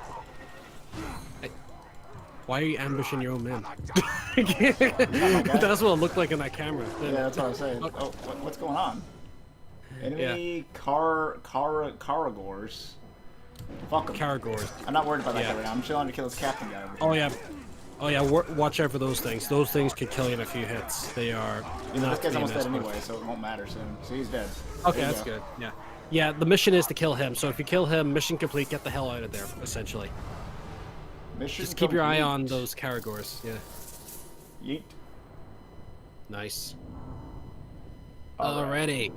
So, in Moria, that's when they meet the infamous Balrog. The thing is, the Balrogs were Morgoths, the first Dark Lords, greatest weapons. They were these fiery, What, it can climb demonic roofs? creatures. Bullshit. Eh? There are these demonic creatures that use like fiery swords and whips to defeat their foes. And the thing is, there wasn't very many of them. There was only like 12 of them, or 15 of them at most. So that was like one of the last ones that survived that we see in Lord of the Rings. Yeah, and the reason why Gandalf was so afraid of them is because he's of the same race, so he knows what type of power they have. So, in a lot of ways, it's a miracle Gandalf was able to defeat the thing in the end. Yeah. Oh, is this guy captain? Oh, he's a level 11. Might be able to beat him if I assassinated him first, but yeah, I think I'll just get out of here for now. Yeah, you don't need to fight all of them. Like. Oh shit, he's attacking me already, even though I'm running away. Dude, I'm just trying to run away, dude. You don't need to attack me. Oh bro. yeah, like they don't like to let go until like you really get out of their way. So so after many trials and tribulations, they reach to the bridge of Khazad-dûm, and there the Balrog and Gandalf clash. In the book, like Gandalf never says the famous line, "You shall not pass." That was added for the film to add a bit more narrative, So punch the films to were it. better? Hmm? The films were better? Well, the films do a lot of things that make more sense. We briefly touched upon this. There's certain stuff you can't translate literally from the books into film or other media in general. You have to like adapt it and change it around, you know. And this is one of the cases where like changing that, adding that one line, "You shall not pass," just adds that bit more of epic, epic drama to it, you know. And also, it gave us some great memes. So I mean, what do we have to complain about? And it allowed me to kill this orc here. Yeah. The one difference though, when Gandalf clashes his staff into the bridge, in the books his staff shatters instantly because he's just using that much power from it. In the film, that doesn't happen. Gandalf loses his staff as he's falling down to fight the Balrog. And the funny thing is, actually, Gandalf and that Balrog, they fight for 10 days up the mountain. So they fall down to this lake, and for 10 days they are fighting all the way up, straight to the top of the snowy mountain, until Gandalf finally kills him at the cost of his own life. Yeah. Bro, I get the feeling that he's worse at dragging out fights than Akira Toriyama right now. All right. Because Akira Toriyama is like, okay, look, this will go on for like a whole season, this one fight.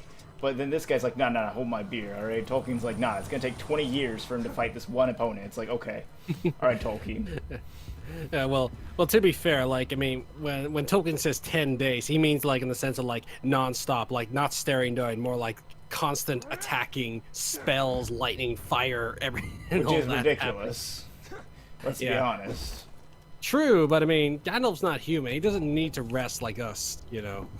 He's pretty tough, all things considered. Indeed. So but can the he drain Fellowship of- people's lives out of them? Can he just go and suck their life out of them? No, he's not a wraith, and in fact, also once again we should take this game with a grain of salt. You know, a lot of the lore is kind of not quite exactly, because Sauron in this he's fully formed. For some reason, he's just not leaving Middle Earth. he doesn't need the One Ring to be fully formed. I don't ask me why, but this game just decides to make him like that. He's just like, nah, bro, I'm fine. Yeah. Yeah, that thing that happens with Isildur, totally not canon So to don't this worry game. Don't worry about it. Don't worry about none. It's fine. Yeah. Oh, All right. So we're nearing the end of the fellowship here. I promise. We're going to Two Towers in a sec. So, The Fellowship, like, they lost Gandalf. They're all really sad about it. So they go to the forest. I believe it's near Mirkwood, at least, and that's where they meet a bunch of elves, and they take them to Galadriel, the Lady of Light, and she shows Frodo what would happen if he fails his mission.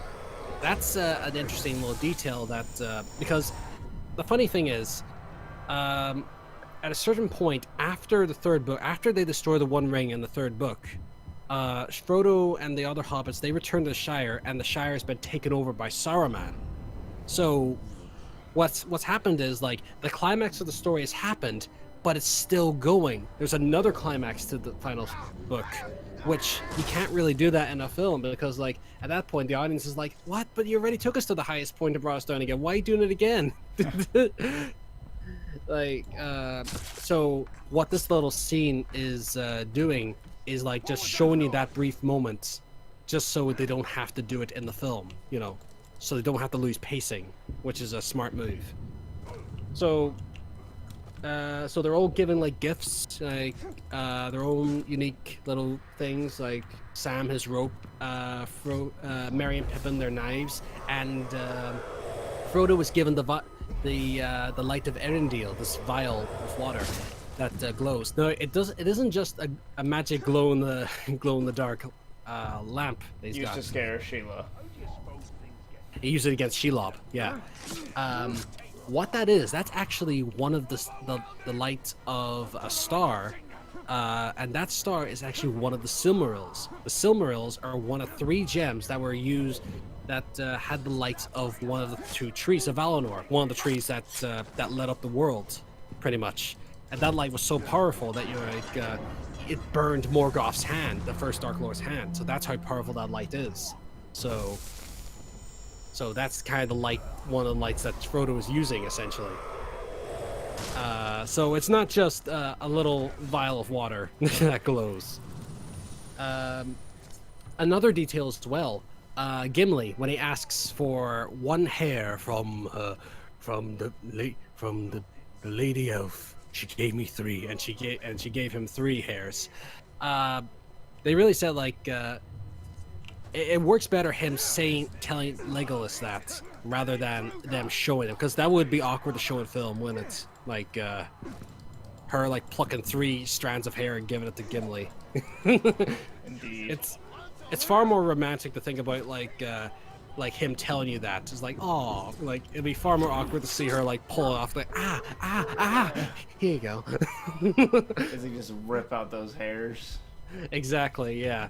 Like, it doesn't quite work on screen, you know. Anyway, they go off, and they are being chased by the Uruks. And the Uruk that we see in the oh, hello, Hollow Zone Productions, welcome. Yeah, I see you've made it. Howdy, howdy. We were just talking about Lord of the Rings. Indeed. Right, we're on the Fellowship, we're just about the tail end of it. If you remember the first Uruk that Saruman's talking to, you know, the one who kills Boromir, that one. Terrible person. Yeah, he's actually an invention of the movie. Because Boromir was such a nice guy. Yeah. So he never gets killed in the books then. Oh no, Boromir does get killed, but he's killed by a different Uruk. Except that Uruk gets away. And we're not sure which Uruk it was. We just know that Uruk got away. This Uruk was created just so, like, Boromir could meet his end, but Aragorn could avenge him in the same movie, given that final battle. Once again, adding more dramatic, a dramatic conclusion to the film, to the end of the first film. Yeah. You know, Unfortunately, I couldn't. Like, again, I didn't. For some reason, I couldn't find it. I thought we had that movie, but maybe not. But I hope to do the audiobooks at some point. I probably don't really have time to read it properly, but. Oh yeah, that'll be interesting, because the thing with the Two Towers is it starts off with Aragorn, Gimli, and Legolas and the whole Helm's Deep thing, and then halfway through when that spits in, halfway through the book, it cuts to Frodo and Sam. It doesn't cross-cut the book. It covers one half of the story, then it goes to the other half. That's how the Two Towers book works. Oh boy. Yeah, so that's one of the things where the film is better, because imagine if the film did that. You're full all the way with Aragorn, Legolas, and Gimli, and then suddenly, like you reach the climax, you're like, oh man, I can't wait to go home and just gush about this. The film's still going with like it started all over again with Frodo and Sam in a slower pace. It's like, god damn it. Yeah, so that's just the one thing to be aware of. I think that it only happens in the second book, and I think that's just Tolkien like experimenting there, because that's where like most of the party split up. You see? Yeah. Yeah. Oh man, but yeah, it- I definitely find the parts more interesting probably with like Aragorn and Legolas and Gimli than the parts with the hobbits. Yeah, that's what my friend once said. He said like he went through all of like the first half of that book, and then when he got to Frodo and Sam, he's like he just didn't care because like he's like, I seen the films, I know what happens. Yeah. Next book. Yeah, because it is kind of that point where it's like, oh, okay, great, Frodo and Sam. Yeah. It's like I like Sam, but I'm not a big fan of Frodo, like I said. Yeah. It's I mean Frodo is more like he takes more initiative in the books, but in the films they just want to make it more fragile, you know, more delicate, you know, like more likely to be stomped on, you know. Yeah. Just to add a bit more tension to the story. Right, anyway, so Boromir, he is like he's at his wit's end. He's like the ring is corrupting him throughout this entire story, and he tries to take it, fails, and Why does it corrupt him when he's not even touching it though?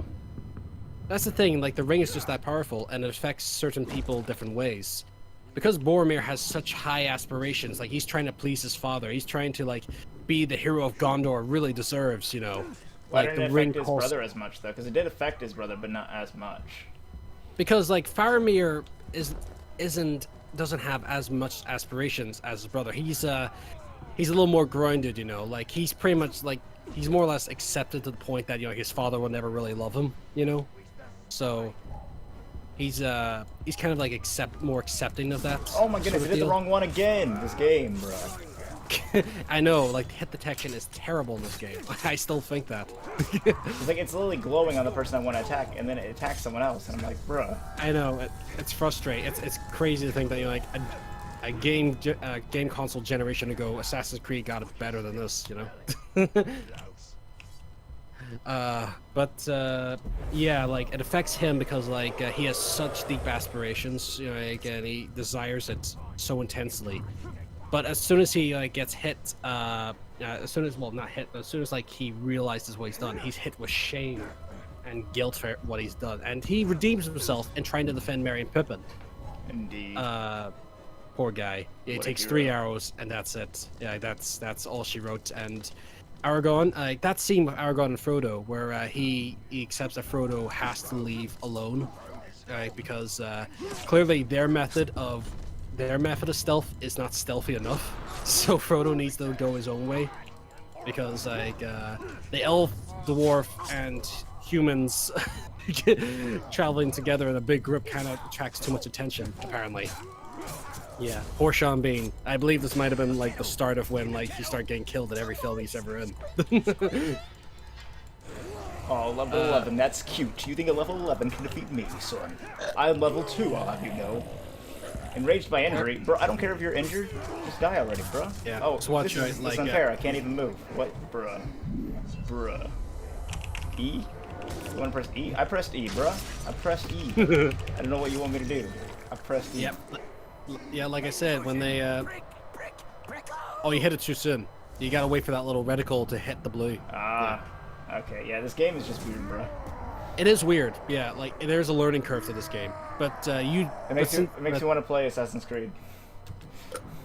Yeah, I do prefer Assassin's Creed over it. Yeah. So what happens is when an Urk kills you in this game, they get promoted or level up. In this case, so they become even tougher the next time you meet them. That kind of expands upon the whole nemesis system of this game. Gotcha. So, it is a dedication, this game, honestly. Like, it's one of those games that's kind of hard to play casually, you know? Right. So, Boromir dies. That scene, anyway, that scene where Aragorn, like, he accepts that Frodo has to go off alone, that doesn't happen in the books. Frodo just leaves, pretty much, without saying a word. But good old Sam, being the This best guy's friend level he is... 16. That's fun. Okay, I'm out of here. Yeah. No, I was running away. Don't turn back around. He's level 16, you dumb butt. Legs. And I pride myself on being Yeah, able to spot good old Sam, like I'm a bit he's of a collector. he's the best friend, you know. He wants to. Yeah. Alright, I'm dead already. Great. I get hit once and I'm dead. He joins Frodo and off to go to Mordor, whereas Merry and Pippin are taken by the Urks because Saruman, he said, go after the. You head too soon. That was the issue there. Indeed. But yeah, this is kind of just getting annoying because like I keep running into these people that are like way higher level, and it's like, okay, can I maybe not do that? I know, like that's just what happens in this game. You just gotta like slowly level yourself up. It's a learning curve. It's a huge learning curve. I don't so, even know where to go to level myself up, bro. I know. Yeah. So just be careful. Like this game kind of like encourages you to think more strategically in the sense of like look for their weaknesses, like interrogate worms, find out what makes them tick, the captains, and try and do like a wolf tactic and go for the weakest first and work your way up. The Fellowship goes in their own way. Aragorn, Gimli, and Legolas go off to save Merry and Pippin. Because, Labrat, here you go. The moment you've been waiting for. They're taking the hobbits to Isengard! Because Saruman, he said he's looking for a hobbit, and hobbit has something. He didn't specify which one because he doesn't know which one. They have like a certain object that interests him, so they just took the only hobbits they could find. So now, to what you say? To Isengard! Isengard! Isengard! Isengard. Yeah. Love the memes of Lord of the Rings, they're hilarious. Yeah. It's also like that Sam one where you're like, potatoes, boil it, mash it, stick it in a stew. Or of course the most important bit, second breakfast. Yeah, what about second breakfast? I don't think he knows what second breakfast is. What kind of ignoramus doesn't know about second breakfast? There's a good one I saw where like Aragorn says, "Hey Pippin, let me tell you a joke." Okay, what's the joke? Second breakfast. I don't get it. Exactly, you don't. He starts crying. Keep your nasty chips. You're hopeless. Anyway, 2 towers. So, let's start with Taka's favorite character, Gollum. Nani? Yeah. I say that in a sarcastic way, Taka, don't worry. So yeah.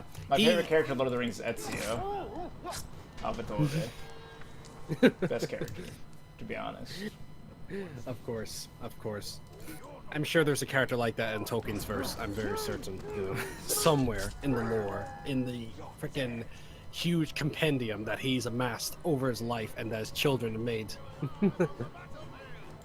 Yeah, I suspected he would be yours, Liam. Like, you were gushing about him all the way through this chat.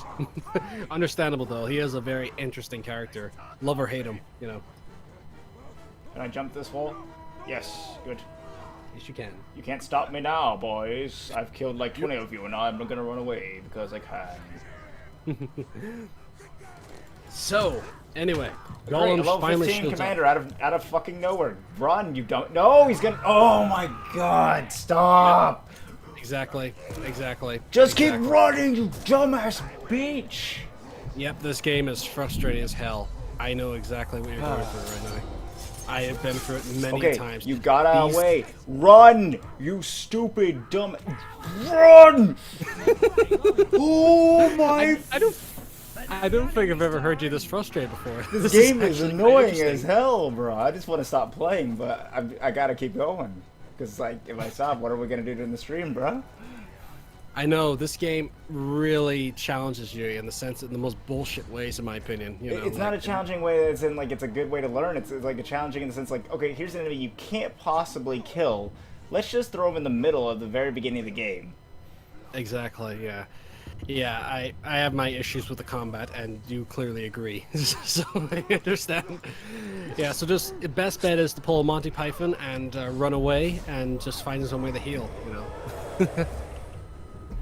My way to heal is to literally just drain the blood out of them, and then my Gondorian guards will save me. There you go. Attaboy. These are So- these are my precious minions. I will keep them safe.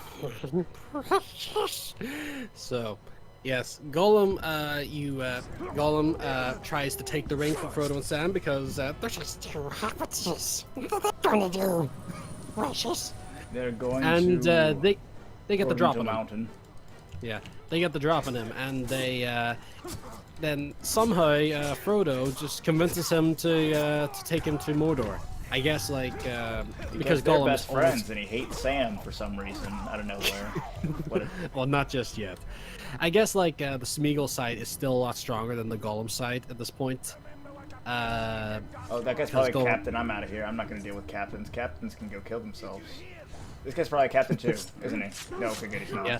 Good. As you progress in this game, you're when you learn to dominate the minds of captains, you can actually send your captains out to kill other captains. You know. Okay. So- yeah, that's probably the first skill I want to go into is just domination, because like me, I like to dominate. Yeah. I think it's best to go through the story if you want to get to that point. It'll be a while, but you'll get to that point. So I think the gold marker is all the story things. Give me the gold. Wait, is it? Oh, no, I think it's one of these markers. No, it isn't the gold marker. No, it's the white marker on your map.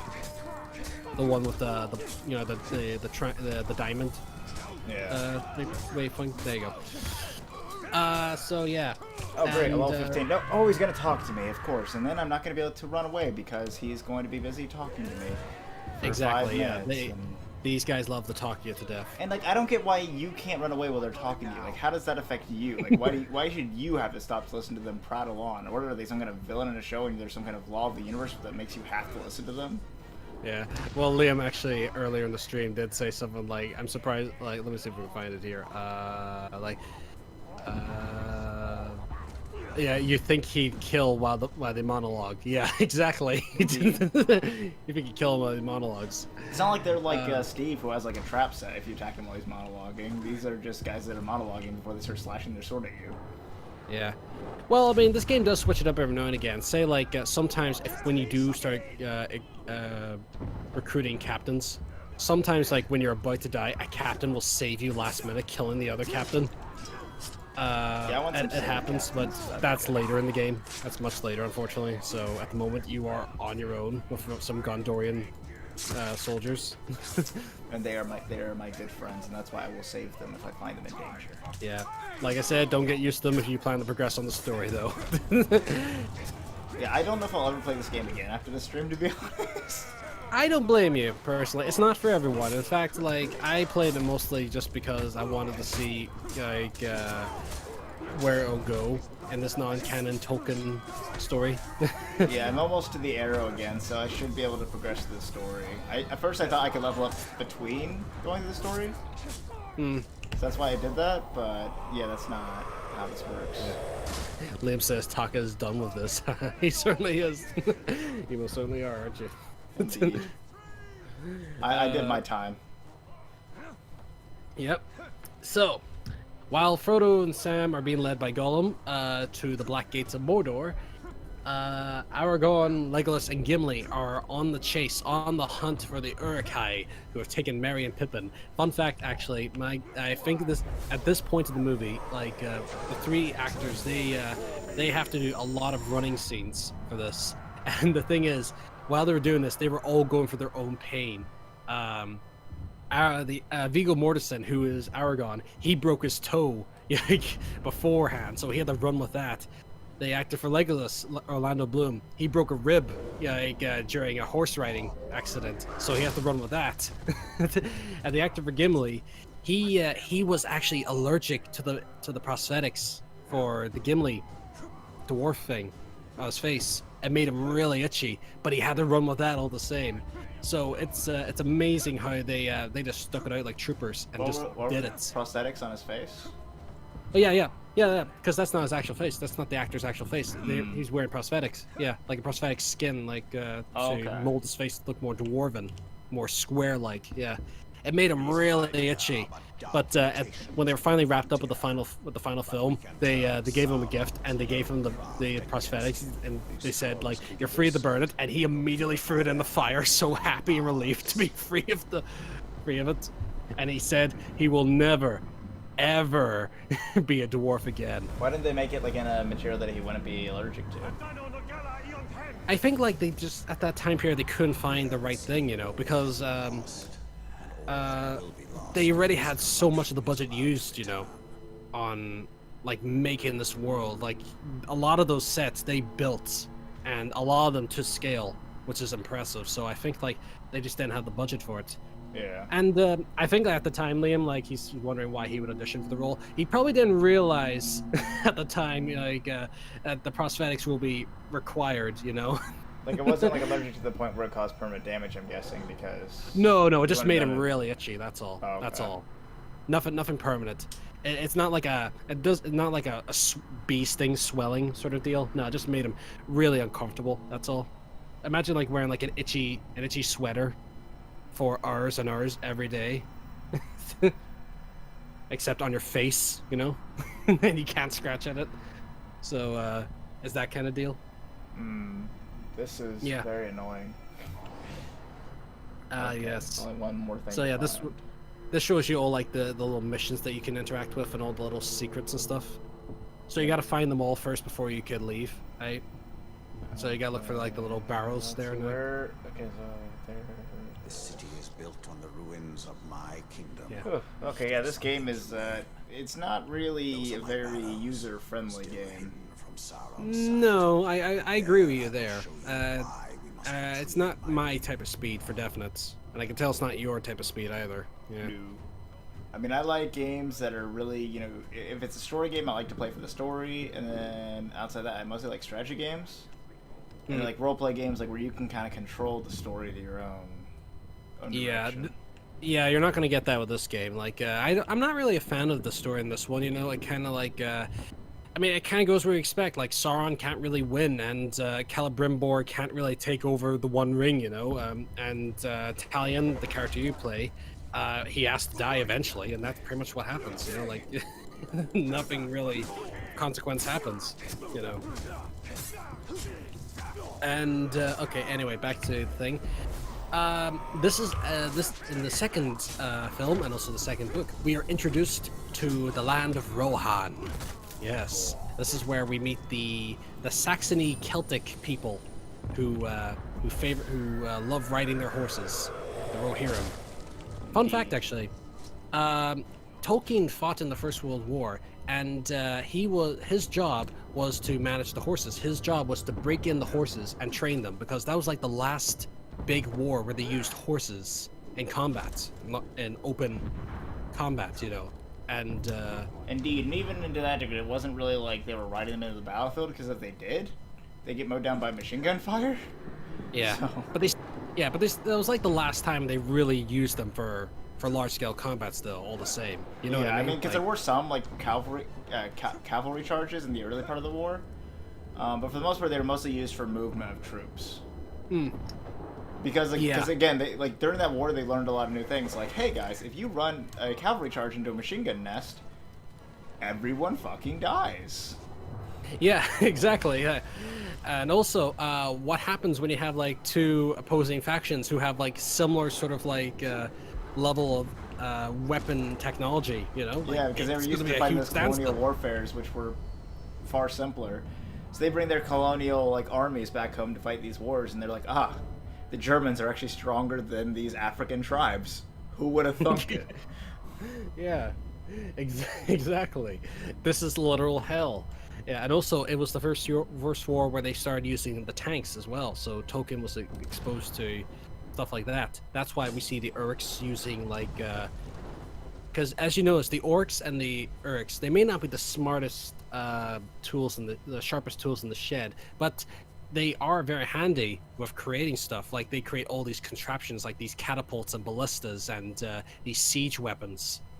And And battering somehow they're rams. able to, with the ladder full of their people, they're able to throw it up. And I'm like, okay, what kind of strength Yeah. do they have? Well, these orcs are clearly tougher than people and than men and elves. Clearly, like have you It's seen crazy. them? I remember playing the old Lord of the Rings games as a kid and always like knocking down those ladders so they can send up more. That's right. And that was how They you were great. manage. That's how you did crowd control.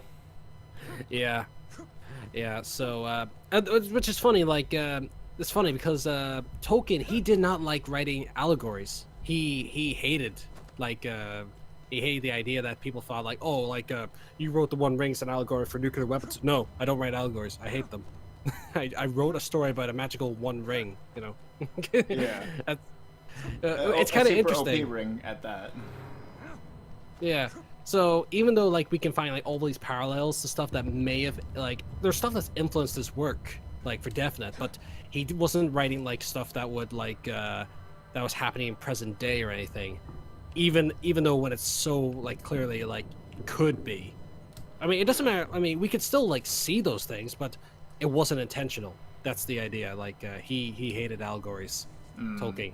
So what we see in those books and films like are not intentional on his part, for definite. He's like, hey guys, can you stop putting words in my mouth? The curtains are blue because the curtains are fucking blue. Yeah, he would be the type to say that, you know. Yeah, he wasn't a man to mince words, you know. Oh man, but no, it's still so that's like the one thing about literature class that like no one likes is when the teacher goes like, that's okay. That's fine. This game is fine. That's fine. Oh, that's what happens. Oh. I'm going to the yellow thing that tells me to go to, and then it's like, oh, you failed the mission because you walked towards the thing that I'm telling you to walk towards. I'm like, I think it wants you to go to a specific area. oh, it's underground. Oh.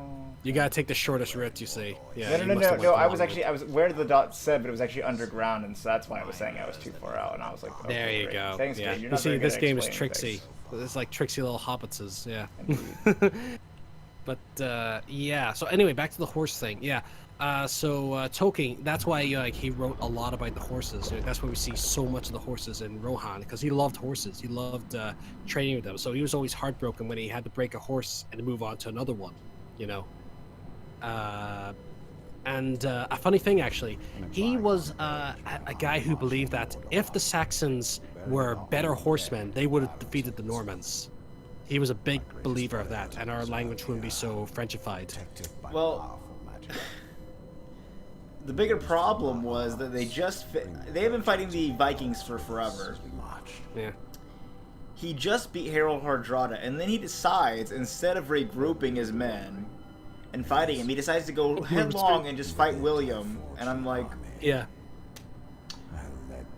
Listen, Godwinson, I'm not saying you're not a good commander. I'm clearly you know how to fight a battle, but when it comes to overall strategy, you're kind of maybe a little bit ignorant. Maybe is that's not too many words. We'll say ignorant. Yeah. Yep. What you're seeing right now is Celebrimbor's past him trying to fight Sauron after being betrayed. You know. Okay, so I don't have to win this, right? I just kind of. Oh. Yeah. Oh, yeah. You're playing as Celebrimbor now. So wait, why orcs are on my side? You've corrupted them. You've not corrupted them. You've dominated them. I believe this is where you start to learn how to use the dominate ability. Oh, good. Finally, I get a good ability. Yeah. So ones with blue eyes are on your side. So I won't be able to hurt them, right? I guess I can't. No, you can. You still hurt them. I know it's confusing, but you still hurt them. So I'm gonna hurt everyone pretty much when I swing my sword around. Pretty much. Yeah, pretty much. But yeah, so essentially, the people of Rohan, the writers of Rohan, like that was Tolkien's like little like saying like him inserting these Celtic Saxony people and making them badasses, you know, like saying like these were my favorite people in history, and I want them to be the best. You know. So what's Gondor supposed to be then? I thought they were supposed to be like the British Empire and all that. Well, they're like the post-Norman British. You know. That may explain some things why they are mostly inept. Press think 5? About it. What kind of game makes you press 5 to do something? That's weird. That's probably because like there's so many button commands, you know, Taka. There's a lot of them in this game. Yeah. Oh my! This game is it's special. It is, yeah. It's for a certain type of player. Yeah. So I think like the people of Rohan are like a combination of Celtics and Saxons, mostly Saxon, and the Gondor people. I don't know what they're meant to represent, but clearly like they were people like who used to be great, but now that they're in ruin. Because think about it, like they had in the Siege of Gondor. Yeah, like, Gandalf had to pretty much direct them how to fight in every way. You know, it is kind of interesting though, like how strong the Anglo-Saxon identity was for the English, because even though they were ruled by Normans for 1,000 years, they still call themselves Anglo-Saxon. Yeah, Tolkien was clearly like a fan of that. Then, if that's the case, because you could see that with the people of Rohan. Yeah. Yeah, like how they live and just their whole culture and stuff. Yeah, because like the ruling class, like the nobles, like all those guys, like the guys that took over Ireland and Scotland and all that, those were all Normans. Those weren't Englishmen. Yeah, that's probably yeah. That's when like the Normans came and changed everything. So clearly Tolkien wasn't a fan of that side of history.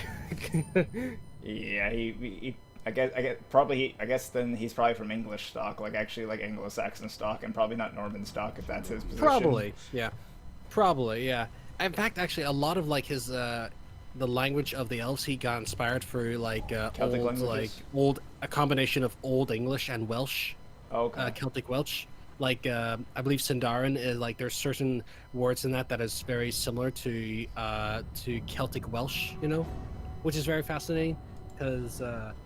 Yeah, my issue with Welsh is that like when I see their city names, I'm like, if that's what their city names look like, imagine what their language is like. Yeah. Well, I mean, clearly Tolkien made it more elegant, like, you know, Yeah. essentially, yeah. Definitely not as heavy in how many bloody vowels and letters there are. Yeah. So what do I do? Restore poem. Oh yeah, you in the land of Mordor where the shadows lie. So you gotta go with the top one. Do I type it out? No, I can't type it out. Okay. That's weird. How did I see? Spacebar. Yeah, that's spacebar. I think it changes like the letters. Like. Yeah, spacebar rotates it down. Yeah. All right, let's leave. Yeah, like I don't know how this plays on PC. Clearly not well. No.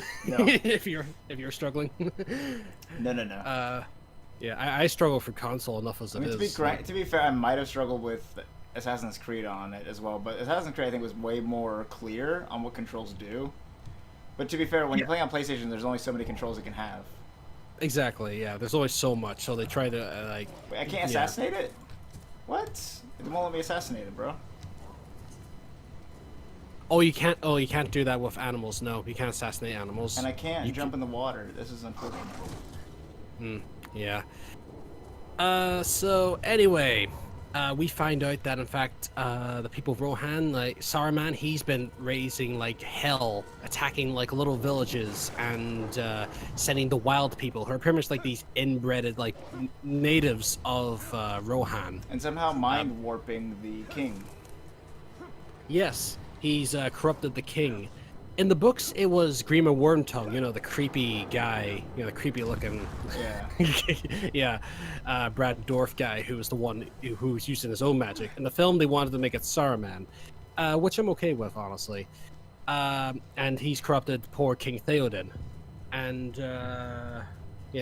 so pretty much making them useless and banishing the Riders of Rohan, you know, the best strength that they have against any attack.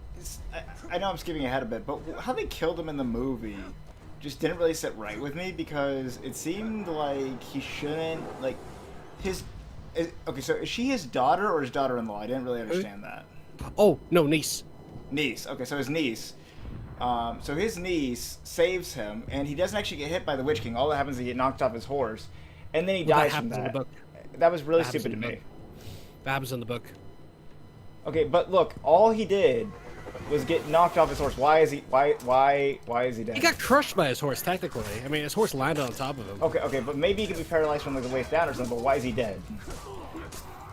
Well, I mean, because like the top half of his body was fine, at least in the movie. I mean, I imagine like, you know, like probably some stuff like, I mean, in the film, like the reason why he's talking is for like, so we can like say his last goodbye to Arwen. In real life, he'll probably be spluttering blood and stuff, you know. So it's just one of those sort of things we just gotta accept.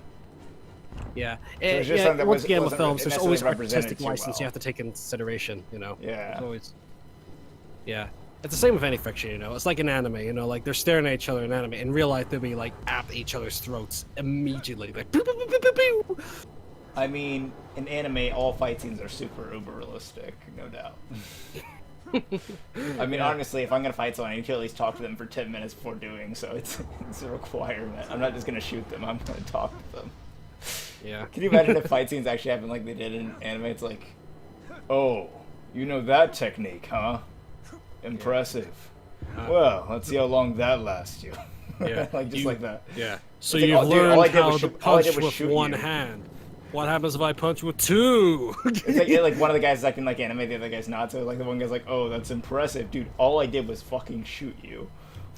Oh, you know, that reminds me of that, like, that YouTube, I think it's like that video series where, like, these guys, this guy, like, he keeps, like, fighting, like, anime characters, and the other guy's like, quit playing, man, and he keeps knocking them out. And then he actually uses, like, real moves like Hajime no Ippo and all that, and he actually kicks Yeah, his ass. oh, yeah, exactly. So we're talking the same one, yeah, that's perfect. Yeah. He Oh, man. writes his name in the Death Note, it doesn't work. Oh, man. It's like,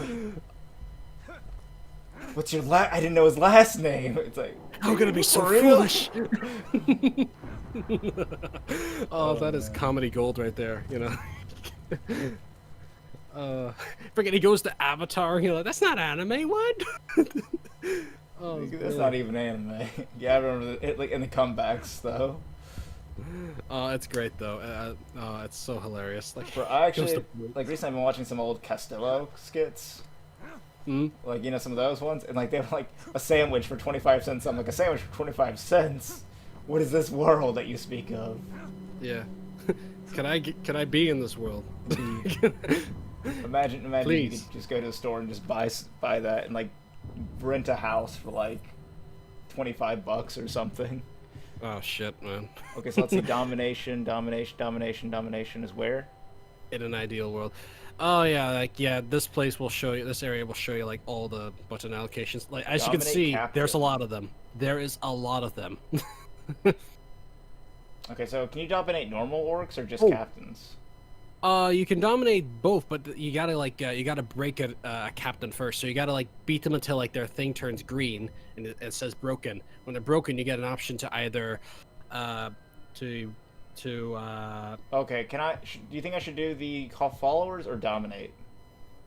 well, you want to start dominating them, and call followers will just bring like Gondor soldiers, and they're temporary in this game, so it's better probably to dominate. Okay, so You I'm wanna- trying you do wanna the start dominating domination troops thing. on I your have to side, so I hold recommend something, that. I think. Spacebar? Unavailable, play more missions. Well, fuck you too, game. Shit, yeah. So, well, you still have a skill point if you want to spend on something, yeah. I'll hold so- it. I'll hold it so that way I can just Yeah, hold master everything at once I get to that point. Fair enough. Yeah. So, alright, so they, Merry and Pippin, like, they are stuck in the middle of these orcs, like, who, some of the orcs want to eat them, and the orcs, don't want to. And in the middle of that, the Riders of Rohan come in and start slaughtering them all. Merry and Pippin get away, and Aragorn, Legolas, and Gimli, they find them, and that's when Aragorn kicks that helmet because they think they're dead, and that's exactly where the actor broke his toe. He did several takes of that scene with that helmet. He kicked it, and in the last scene, the director's like, try again, Viggo. Just a bit more, drama to it. He kicks it closer to the camera, and then he makes that epic scream, and he was like, "Oh, that was perfect, Viggo. Perfect. Next scene." He broke his toe and couldn't do anything. I need to help this man. I Oh, can't that help poor him. guy. Yeah. I mean, He's had a hard life. what is he doing? I mean, like, go see a doctor, man. Just stop walking around in circles. It's very unfortunate. They don't know any better. So yeah, I Yeah, think he is a Gondor soldier. Yeah. So, from what I heard from coworkers, actually they're gonna make a TV series based on it as well. Well, actually, from what I heard, that's going to be based on the Second Age. So that's going to be about just before the whole, before Sauron lost his ring, before Isildur cut off his fingers, and that whole bit with Numenor, you know, with that Atlantis sort of allegory. Even though Tolkien hates allegories, you know, it's clear that's obvious. Well, I think this is my first time ever ripoff. seeing Sacrifice an our African in past to fear. Middle Earth. Well, the thing, yeah, because he's not from Middle Earth originally. He's from the East. Okay. Spilled much blood. Yeah. Because there's men of all around. That's how they explain it in this world of Arda. Because the Easterlings, I think they were white as well, weren't they, in the We need all movies? warriors at the gate. Well, the Easterlings are, but he's from another section of it, you know. Because remember, this is meant to be our Earth, so Oh, okay. Nothing So Middle he's probably Earth from is a different Europe? section. Yeah. Looks would tear this And the Middle thing Earth is, just actually, Europe, the weird or- thing about the weird thing about Lord of the Rings is, like, even in the books, the people of Middle Earth, they call pretty much anyone who's not from Middle Earth Easterlings. Any men who's not white Easterlings. It's a wee bit of racism, you know, but you know, like, you know. From what you said so kinda- far, I definitely think he probably was racist. At least by Oh, today's standards. to an extent, yeah, to that time period, probably, you know, I'd say so. I must defend the gate. Dear me. Because like he's Oh, like wait. saying when people mix, they have to choose one. Yeah, you know, like, that's probably the case. Oh, I just need to hit the bathroom real quick. I'll be back in a sec, and we'll Roger. continue. Yeah, you good luck on this scene. Thank you. I hope we can actually get somewhere where we're powerful enough to not just be Let this city fall. destroyed by captains 10 times our level. Keep dreaming. Bro, we need to look out. These things are about to blow us up. I got you though. Whoa, okay, let's not. Oh, you gotta be kidding me. I just gotta walk through this one, I guess.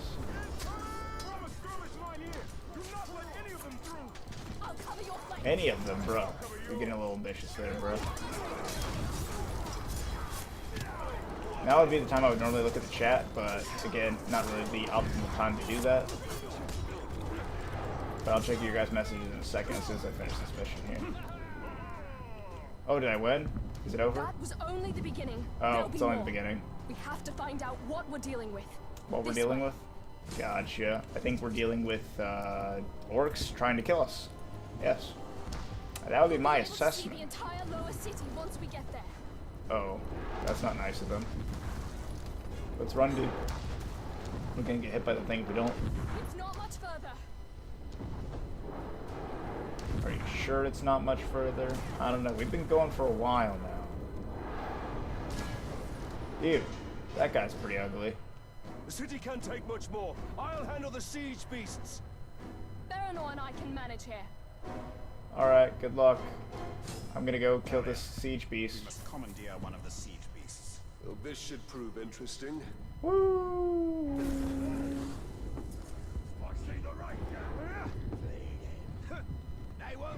Oh, they want me to shoot highlighted places. I'm just gonna attack it. It's fine. Shooting those explosives should subdue the beast.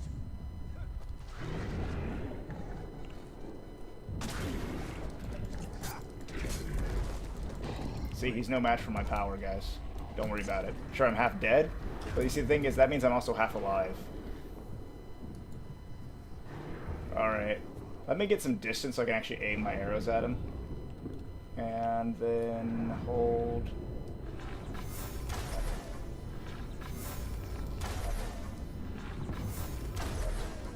These arrows aren't doing jack to it. This is great.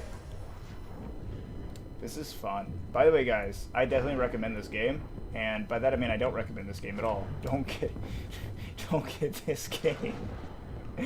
Oh my goodness, this game. Yeah, if I actually have Battle for Middle Earth, but I have it on like old CDs. I'm not even sure if it would still work or if I have all of them, because it actually took 8 CDs to install it. Because it was back in the old days, back before you could keep an entire game on a CD and back before it was all digital. So yeah, that was a thing.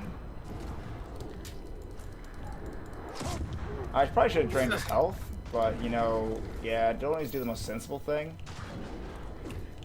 But yeah, I'll definitely, if we do, because we're probably gonna need to split this into 2 streams to cover it all. Sorry, I just got back. Welcome back. So I was gonna say we're probably gonna need to split this into 2 streams to cover everything. With Shit, yeah, tokens. you probably have a point. This is huge. So in the meantime, probably what I'll do like in between the streams is probably try to get Battle for Middle Earth working, so I can play that instead. Battle for probably for the best, you know, like. Because that was a much better game in my opinion. Yeah, I mean, this one isn't for everyone's speed, you know. It's definitely not for mine personally. It's like, look, I can Even shoot though this guy I all day and he won't get hurt. history. Right? I don't know if I'm supposed to hit those blue things or not, maybe? Yeah. Okay, yes well, I that's am. like Raug. Yeah. Oh yeah, you got it, because that's its weakness. If you destroy that, you destroy the ballista. Okay. I didn't realize that was supposed to be the weak point. Do I keep hitting it or no? You do. There you go. Now it's destroyed. Hold E to dominate, but I can't. It's not letting me dominate. I guess I gotta get closer now. Yeah, you gotta get closer to it. Yeah. Yeah, you can only dominate when you're closer. Actually, wait a minute. I don't know if you can just... So now it's my doggy. yeah. No, you can just ride and just destroy, like, other shit. Alright. Well, before we end, like, let me see, try and wrap up as much as I can with, two towers. We'll get as much as I can through it. So, Aragorn, Gimli, and Legolas, they go to Fangorn Forest, which is this living forest. This forest where the trees are moving and active. So it's probably best to take out that siege right there. And look for Merry and Pippin. And this is where they meet the White Wizard. Ooh. And his brilliant white clothing.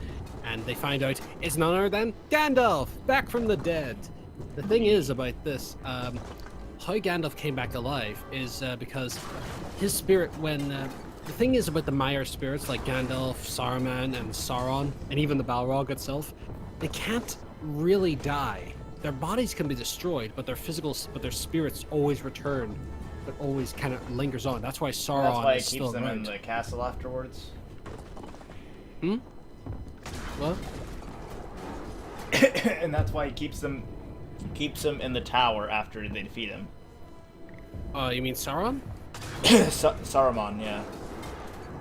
Oh, well, yeah. Well, I mean, he didn't kill him, but he knocked him out pretty badly. Okay, so where is this siege?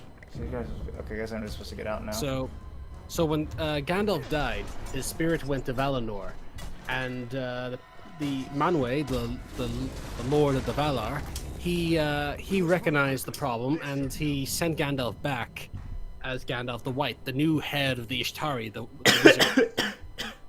That's why when you compare his white robes with Saruman's, his is much more brilliant white, much more shiny and glowing. Not as dirty as Saruman's, that's meant to symbolize that he's more corrupted. So at this point, he's more powerful than Saruman because he's allowed to use more of his own power.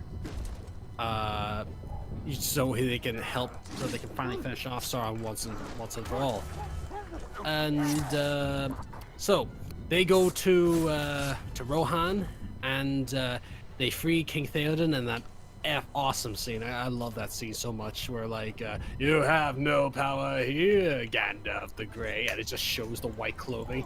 And he's like, I will draw you out, Saruman, like poison from a wound. It's so awesome.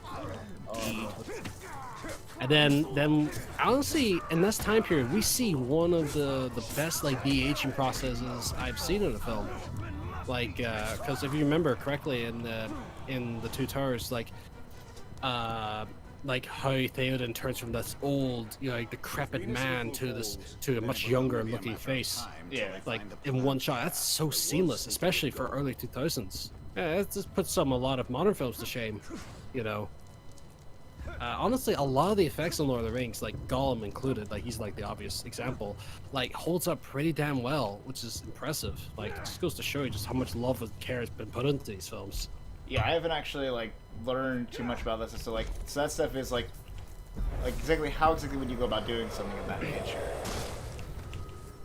How you do that? Yeah, how would you go about? Is it just makeup, or how do you go about making like a golem-like creature? Oh, Gollum. Well, the thing with Gollum is he is more or less all CG, except like they have like a guy who's doing stand-in for like all the movements and stuff, so people can interact with him. Yeah, he did kind of look more CG, but like but you're talking about like the prosthetics. So what's the prosthetics then on Gimli? Oh, that's like that's kind of like under the eyes, around the mouth and stuff, you know, like the beard and stuff. When I think of prosthetics, I think of like like the limbs you use like to replace like someone who's lost their limbs. I'm thinking like it's more like it's like facial prosthetics. It's like bits of like skin, like it looks like skin, but it's like put on your face. You know, it's like molded to your face. Even Gandalf had an extent like to an extent he had a bit of it as well to make him look more like old and wise. You know. Oh, okay. So it's like it's not the same material though. It's not like they're just called that. They're just called the same. It's name, it's like a rubbery sort of like material. I don't know what it would be.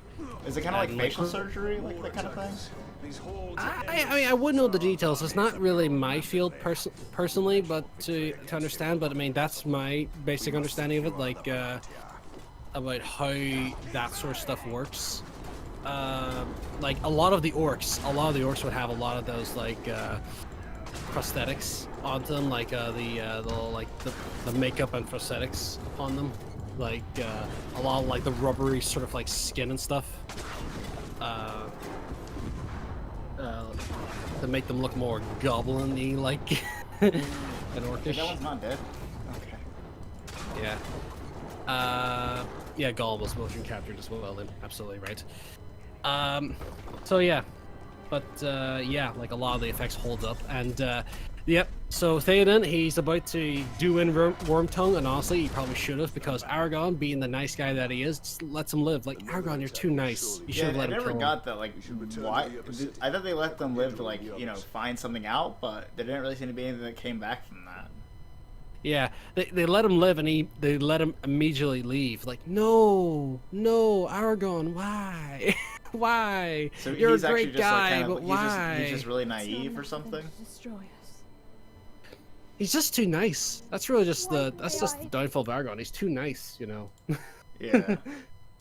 I mean, unless you're an orc, he clearly hates orcs, and he clearly hates Sauron, you know.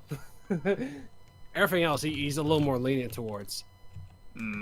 Yeah. What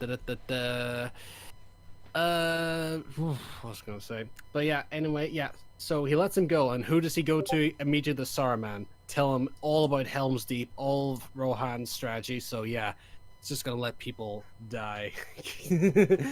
Oh, it's tragic. It's tragic.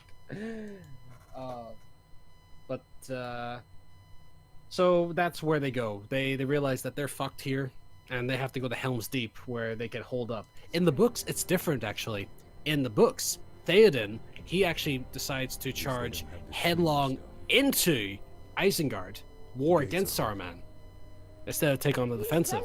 So in the movie, they kind of make him a coward, where he's like, "Oh, we're not gonna win. It's impossible for us to win. Let's hide in Helm's Deep." And then, like, when they are in Helm's Deep, he's like, "Oh, we lost," and Aragorn has to convince him. But in the books, he's like, "No, I'm gonna beat Saruman up. He's nothing compared to me, bruh. I'm King of Rohan." Essentially, yeah. Except he gets his ass kicked either way. He still gets his ass kicked, and they have to retreat to Helm's Deep. And the film makes more sense because, like, in the books, it's like it's his army that retreats to Helm's Deep. There's no civilians. In the films, like, they make it like they add it to be the ordinary people of Rohan. So what happens to the civilians then? We win this war. Oh, the civilians, they stay at Edoras, you know, like the capital. And they just get, like, killed and raped by orcs or something? Then I will find my Orcs wouldn't. No, they wouldn't. I don't think they would do anything that. They would probably kill him, but no, they didn't kill him. No, they went straight to Helm's Deep. Oh, okay. You see, that's a little bit of a like that's kind of what So the orcs are really dumb? makes more sense. Yeah. Because, like, orcs, like, what you do if you're sieging someone, you don't actually siege them directly by attacking them. What you siege is by burning all the areas around them, cutting off all their food supply, and then just starving them out. That's where the film got right, you know. It did that. They took down all their villages until, like, they realized they don't have enough manpower, because the thing is, Theoden, in the films, he doesn't have the Rise of Rohan, so he doesn't have the manpower to lay siege on Isengard. So he has to retreat to Helm's Deep. Actually, there's another bad thing they did with Siege in the movie, is they kept the civilians in the fortress. If you did that, you wouldn't last very long at all through a siege, because you'd run out of food and water. Yeah, especially, like, there's 10,000 Uruks. 10,000 of the fuckers at his doorstep. Yeah, exactly. It would not have gone too well for them. If the orcs or the Uruks were any smarter, it would not have gone very well for them. No, exactly. But, so there are some slight differences here and there in the siege elements, some good and bad in both sides of booking and film. But, you know, like I said, both do well with what they have. Let's see, I'm just responding to Liam's little thing here. Let's take a look here. Yeah, I think, let me see, how far in are we? We're like, what, two hours in? Yeah, exactly, more or less, yeah.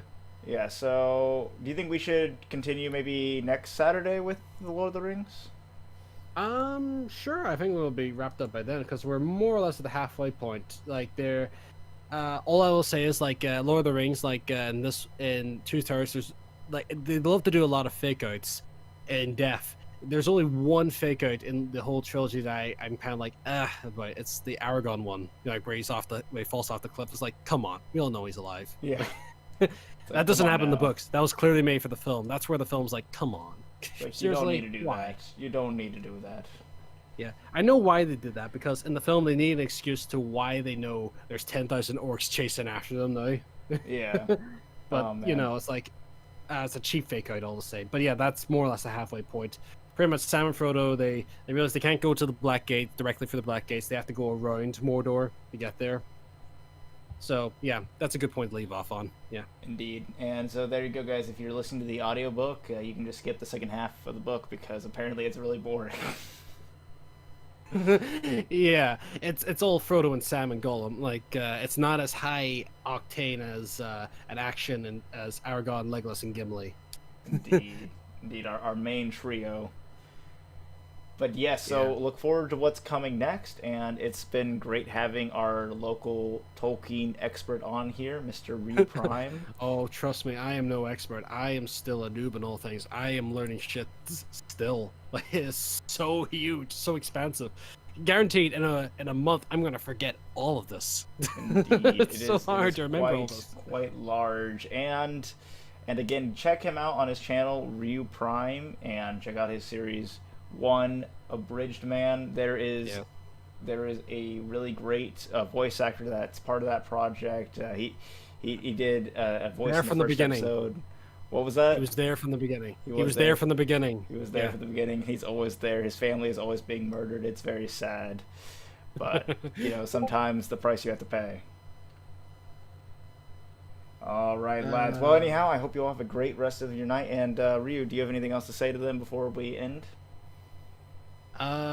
Stay safe, wash your hands, and see you next week. Indeed, stay hydrated and brush your teeth. And if TK does stream, I'll see you then as well, though.